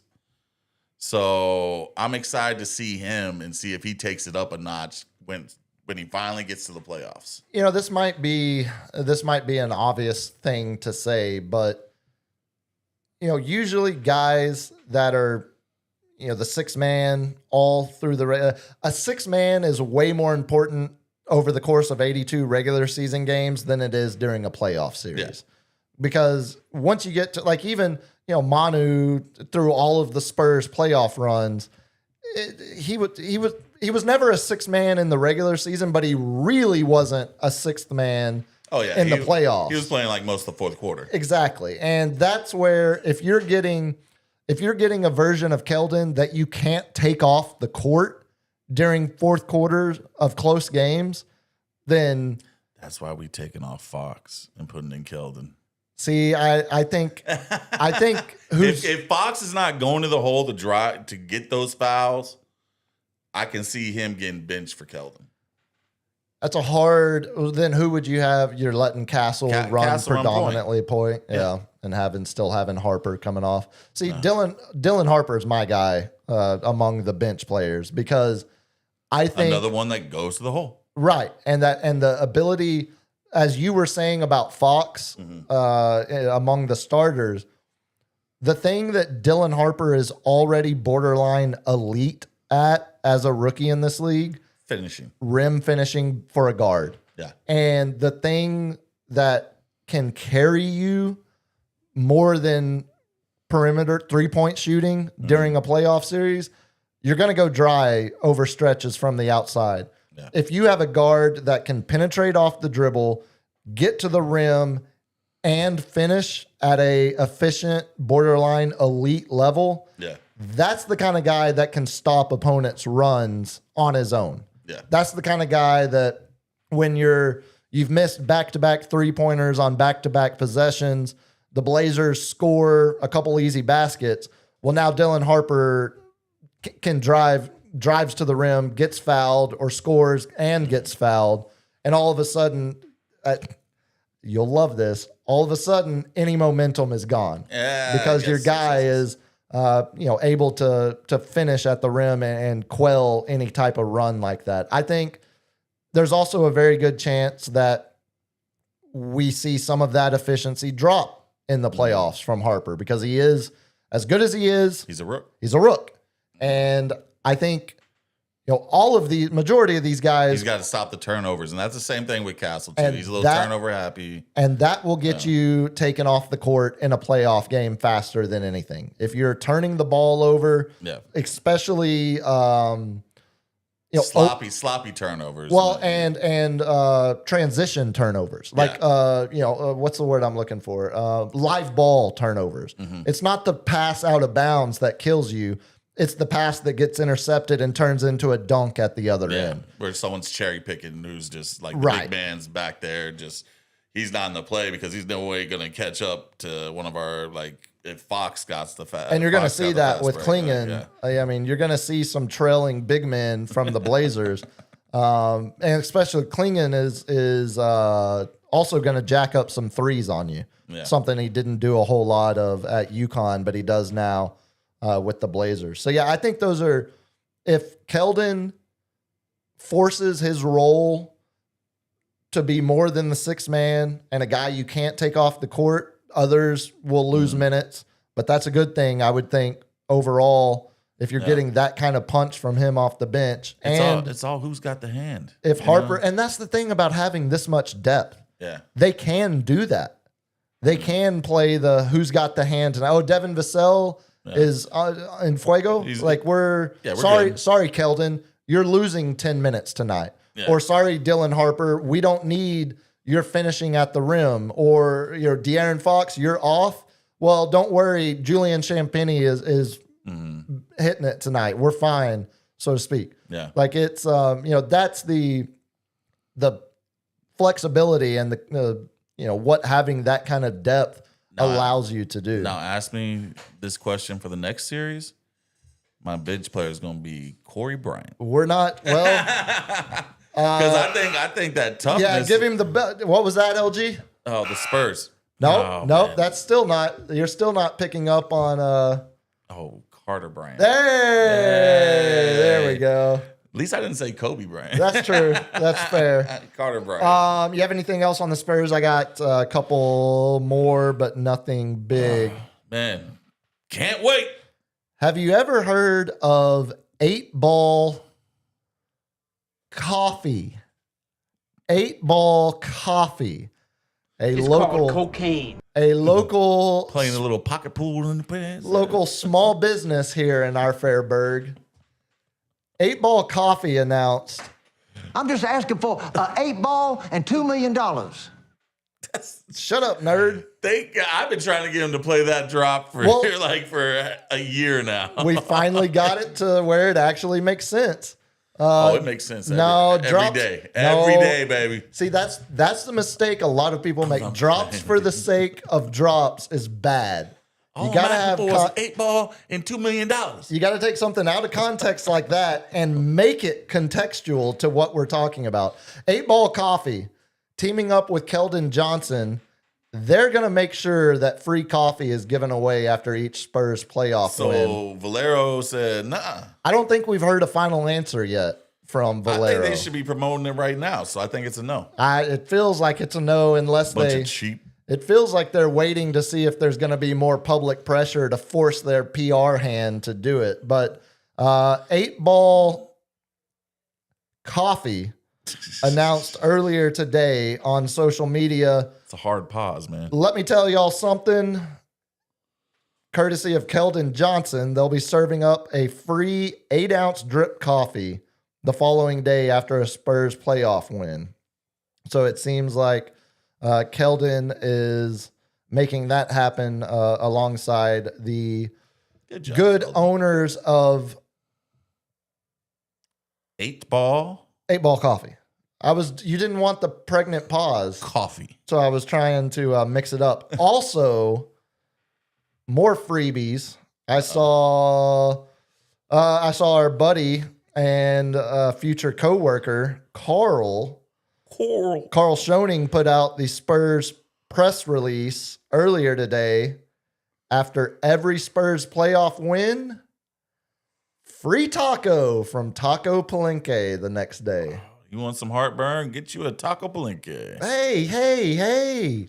Or if you want a solid relationship with a trusted voice in local media, Taco Palenque, I love your tacos. I only know that because I eat it a lot. Man. What doesn't give you? I feel like you could say that about. It's because they got the hot sauce. Frosted and I always go with the Mini-Wheats. hot sauce. And they got some hot. Yeah, it'll light your ass up in a good way.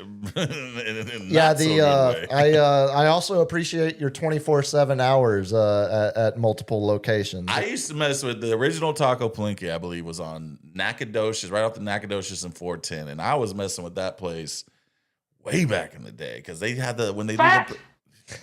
You set yourself up. Everybody eats tacos here in San Antonio, so And everybody's- suck it, LG. And everybody's Yeah, fat. But they got the little diced up potatoes I like. They cut them real small. well, then you'll be happy to know you will have the choice of either a potato egg or a bean and cheese taco. You don't get That it. comes with 2 tortillas with the bean and cheese. You don't get I know if you knew protein. that. You can make like a little bean and cheese quesadilla. What are you making like the old McGangbang? You combining items into one giant super item? Yeah. So Taco Palenque stepping up, giving away free tacos. Still no word. Still haven't seen a final answer from. We're our gonna friends boycott at Valero. Valero. You got anything else before we do some lightning round? Get out of here. Hey Wes, you got till May 7th to tell me how the PBR works, and I will put it on the show. No, we need to get you to a PBR event. We got Wes talking bull riding again. I didn't see any super chats come through. Yeah, you bunch of cheap bastards. Well, we didn't do a very good. If we hadn't been busy promoting LG and Carl's new morning show, the starting lineup 6 to 8 a.m. on Ticket 760, starting April 27th. If we hadn't been busy promoting Every that, time we mention it, we get $10. why do you think I keep mentioning it? Come Yeah, on, come on now. LG. Let's do some lightning round. Get out of here. I've got today in sports to close it out, but I'll start with. Not only do we have NBA playoffs starting this weekend, we have the hardest trophy in all of sports to win, Lord Stanley's Cup. The journey begins for your Dallas Stars. Game 1, 4:30 in the afternoon, Saturday. No conflict with Spurs games, so I expect full reports from everybody on how the Stars do. They got to go up against the Minnesota Wild, a very, very brutal draw because of how the NHL does their playoff bracket. I won't give you tired head trying to explain it, but I will tell you, the Stars are right where they want to be. Vegas has them listed as third best odds to win the Western Conference, behind Colorado, who doesn't have a goaltender, whose number one goaltender is Otter's former backup with the Dallas Stars, Scott Wedgwood, and behind the hated, absolutely hated, shouldn't have a team, Vegas Golden Knights. Both of them have better odds in Vegas right now to win the Western Conference, which, again, I say is right where the Stars want them. Back to being a bit of an underdog, a Stars team that has made it to 3 straight Western Conference finals You're trying to will this to happen, aren't until you? they get beat by McJesus, Connor McDavid, and the Edmonton Oilers. But this year with second time head coach, first year back, Glenn Gulletson, solid hockey name, Gully. Old time hockey? Oh, Gully. Oh, Gully's going to have them going, eh? Yeah. We're going to play some pond hockey, eh? Stars, Saturday afternoon, game 1. Let's play that hockey. I like playoff hockey, man. Playoff hockey is amazing. It's amazing. They go a little harder. Thanks for the super chat there, Gregory. Man, $5. We appreciate it. Gregory? Hit me, LG. What? George. But We gotta make this. Somehow we gotta make this little font tire. I need to get new glasses. But dude. George, just know that at least you're not modest guava. I was and again, that's Modesto.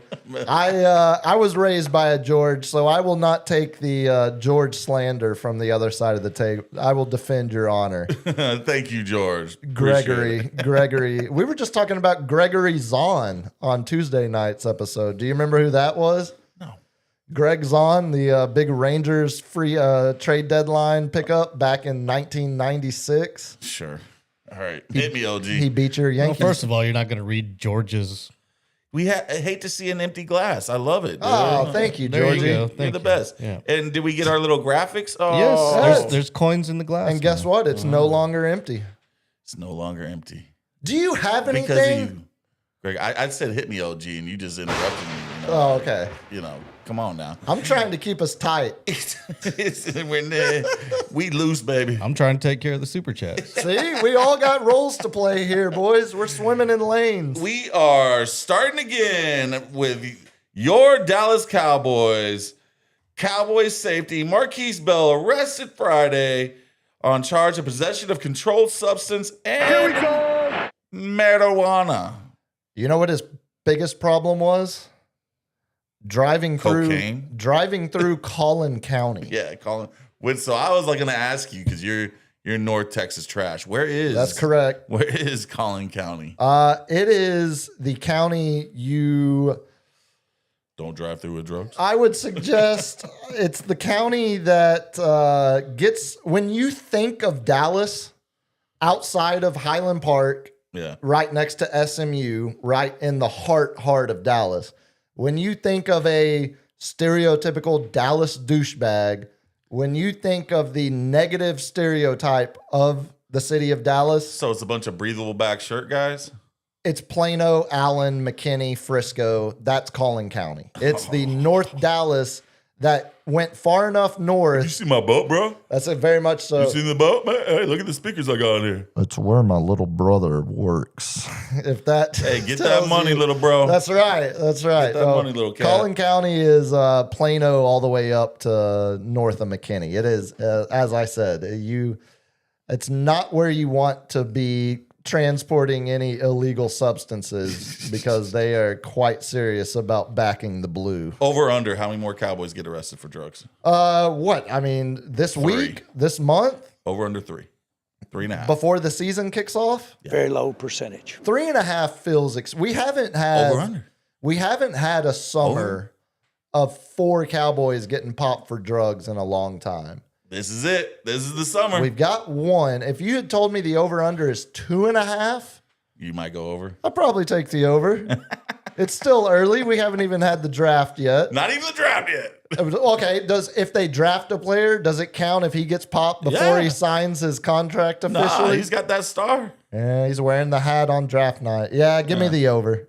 Give me the over. Hit me, LG.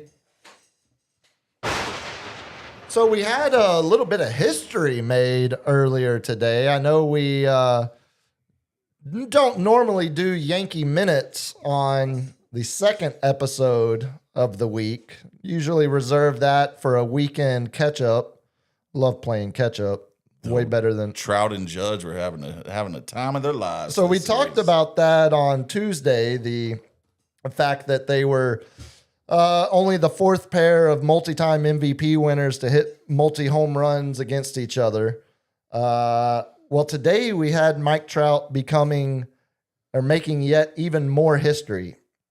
1972 is the last and only time anyone has done what Mike Trout did today at Yankee Stadium.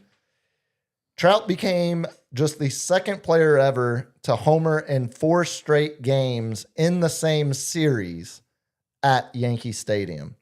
John Mayberry did it in 72. The bullpen is trash. It was only over 3 days because they played a doubleheader, but still technically a 4-game series, and he had a home run in all 4 games. And I believe Trout actually had 5 home runs. He had another walk-off. He's on pace for his first Yankees, 50 home run the Royal season we. ever. Yeah, that counts for you. You can claim that. No one cares.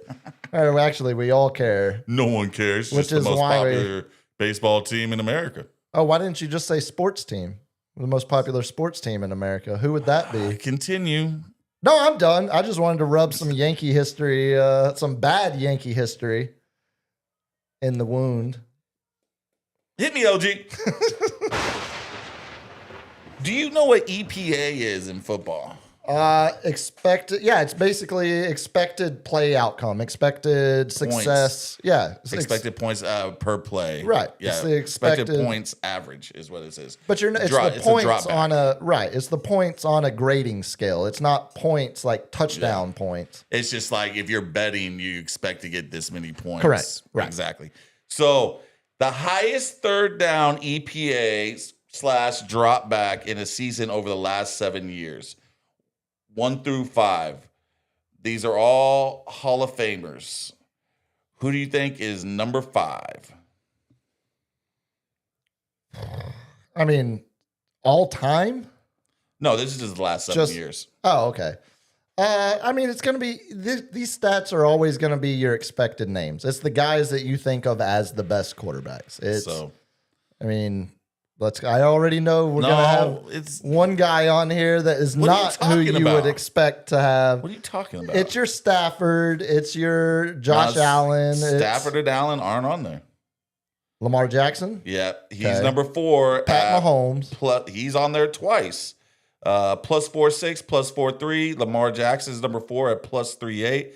Number 5 is Aaron Rodgers, plus 3.7. This was Patrick Mahomes 2019 and 22, and Lamar Jackson 2019.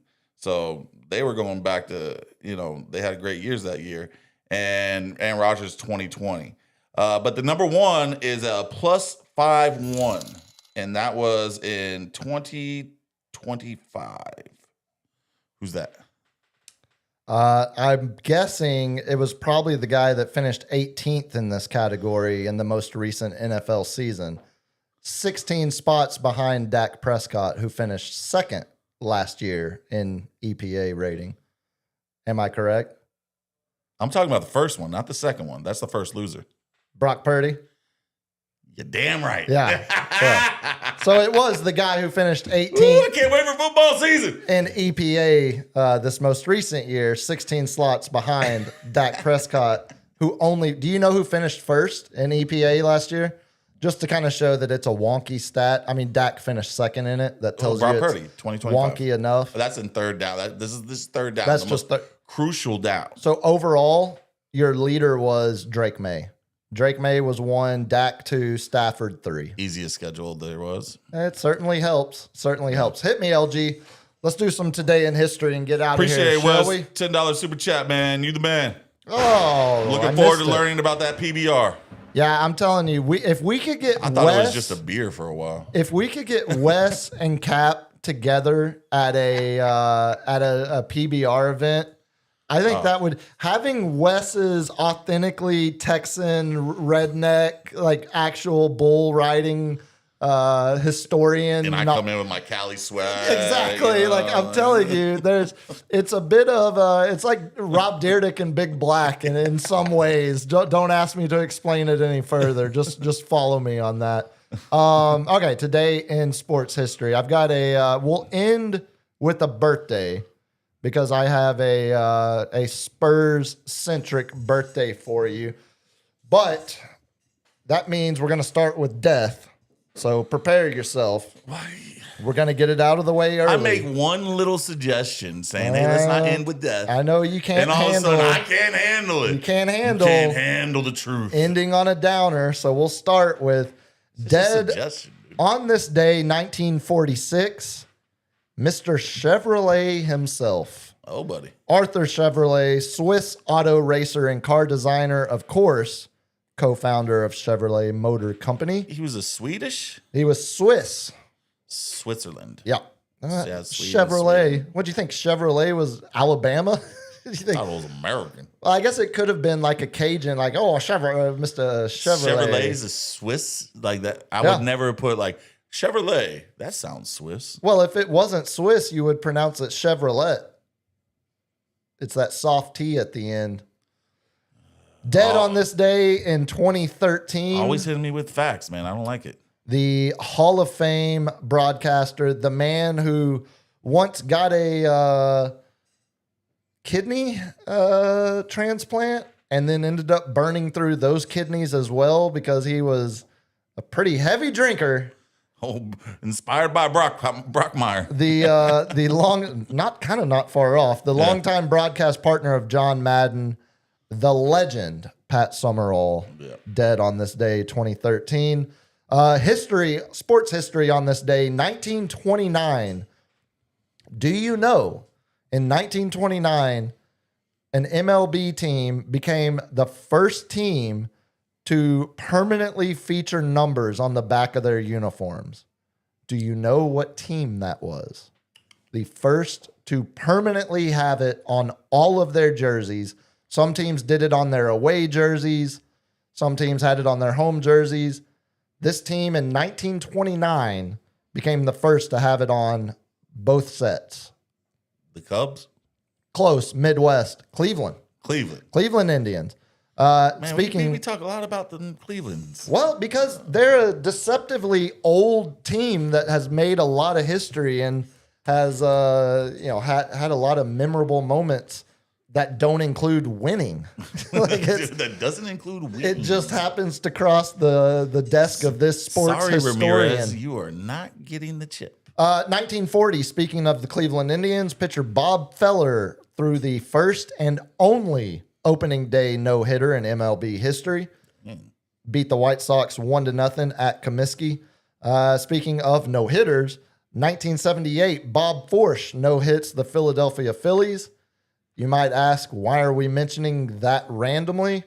Because that made him and his brother the only sets of brothers to each have a no-hitter. We talked about that. Cute. A couple of weeks ago. 1980, you think it's cute? Arthur Ashe retiring from professional tennis. You think that's cute? You should do your research, bro. Why do you go throw Arthur Ashe at me? Because it's next on the list. I'm just reading the run sheet. You know Arthur Ashe, the first black player to win major. Yeah, go look up some of his health. All his good deeds on that this he did. National Healthcare Decisions Day. Why don't you look up some One of the of the healthcare? greatest awards that tennis players want to win is the Arthur Ashe Award. Some of the healthcare decisions he had to make in his life. But no, it's cute. Go on. Sickle cell's a son of a. 1987.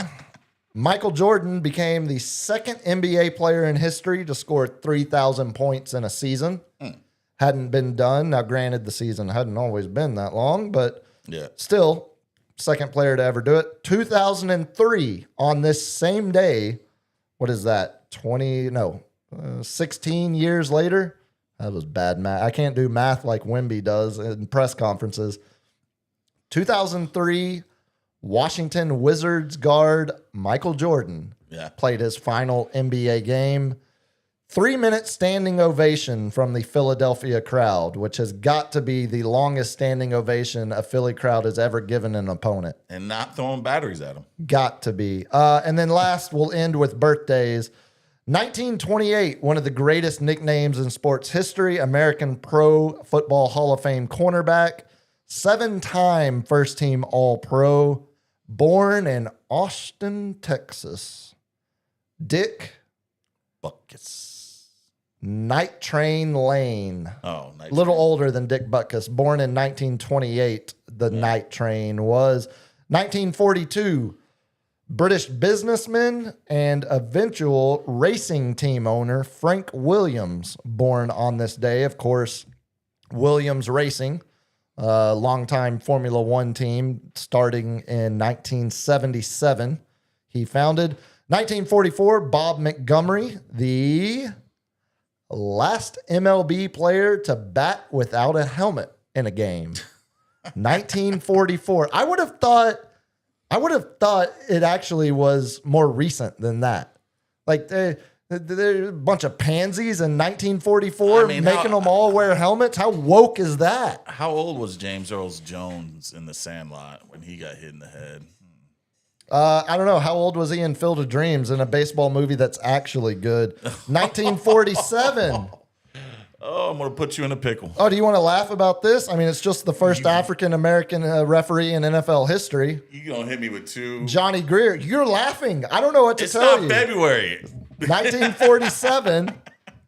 Do you know what year he became the first referee, the first African-American referee in the NFL? Do you know what? Do you want to take a guess? He was born in 47, so that gives you a little bit of guessing. 70s were the civil rights era. So Well, 60s were the civil rights era. The 70s were... the 70s when they actually got stuff passed.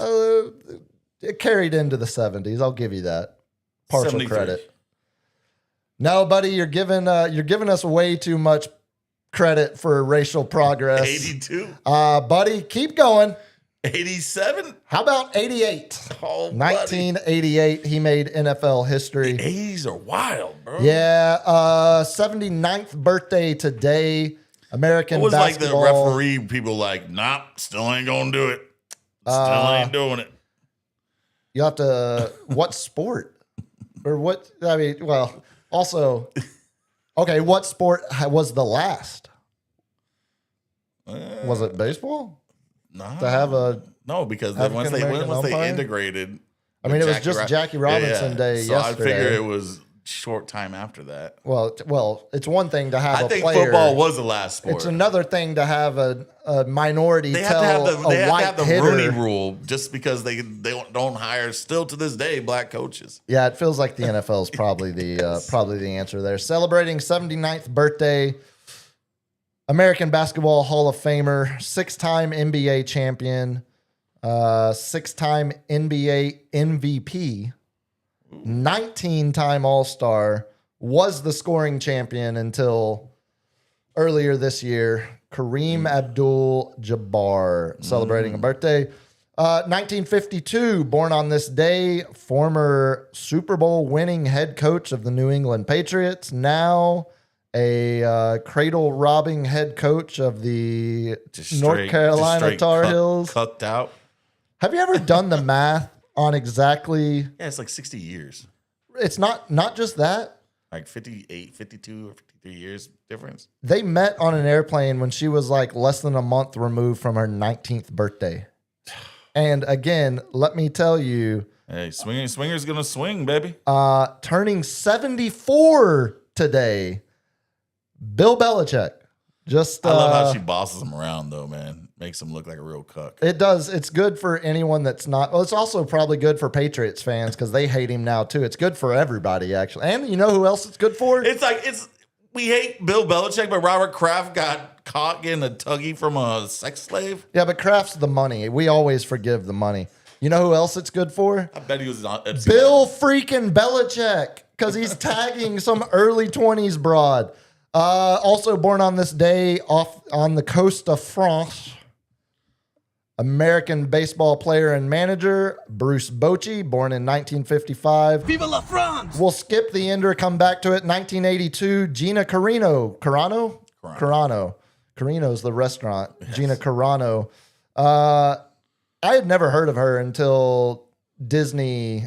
Yeah, they try to pull her off to making all these transphobic things. I also didn't know she was from Dallas, Texas. I like the old DoorDash lady who, you don't want to see men in women's sports. I don't have an opinion on that. I'm just here to deliver a Big Mac. I don't have an opinion on that. But I like your no tax on tips because we don't have a proper health care system. You voted for me. I don't know. Leave you guessing. Born on this day, a year apart, Jonathan Vilma in 1982, Cat Osterman 1983, former Longhorn legend, softball pitcher. 1985, Luell Dang, speaking of my Duke bias, always going to throw a random Dookie. You know what? You're going to be happy. Born on this day in 1988, Joe McKnight, former NFL running back, USC legend. I had a whole research project. Do you know how he died? No. I had completely forgotten too, and it wasn't that long ago. He died in a road rage accident. He was shot to death 10 years ago back in Louisiana in a road rage shooting. 24-hour drinking time, man. I don't mess around in Louisiana.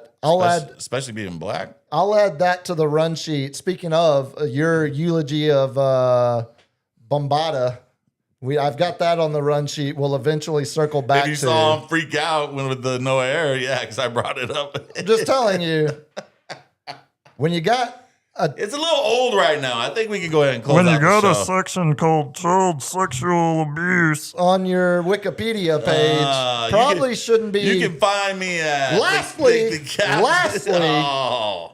born on this day, 1982, and the reason the Spurs will beat the Blazers in 5 games because everybody will be in such a good mood from celebrating the birthday of Boris Diaw. Go Spurs, go! That's right, Gina. Hey, Gina.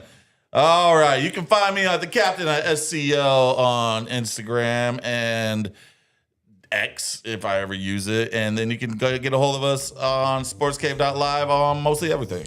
We didn't do a show on this day last year, so we didn't have any history from that. LG, when's the next stream? Your next stream. I don't know. When's our next stream? He's concentrating on his new show coming up. That's right. April 27th, the starting lineup with Carl and LG. Hits ticket 760. Be listening on Be at the Dial 6 a.m. then. If you want to reach out to me, hit me on X at Biggest Puma. Instagram, biggest.puma. Final thoughts. It's so nice to have a morning show again on Ticket, and it's so nice to have playoff Spurs basketball to talk about on said morning show. Let's go honking. Y'all have a good weekend. Go Spurs, go!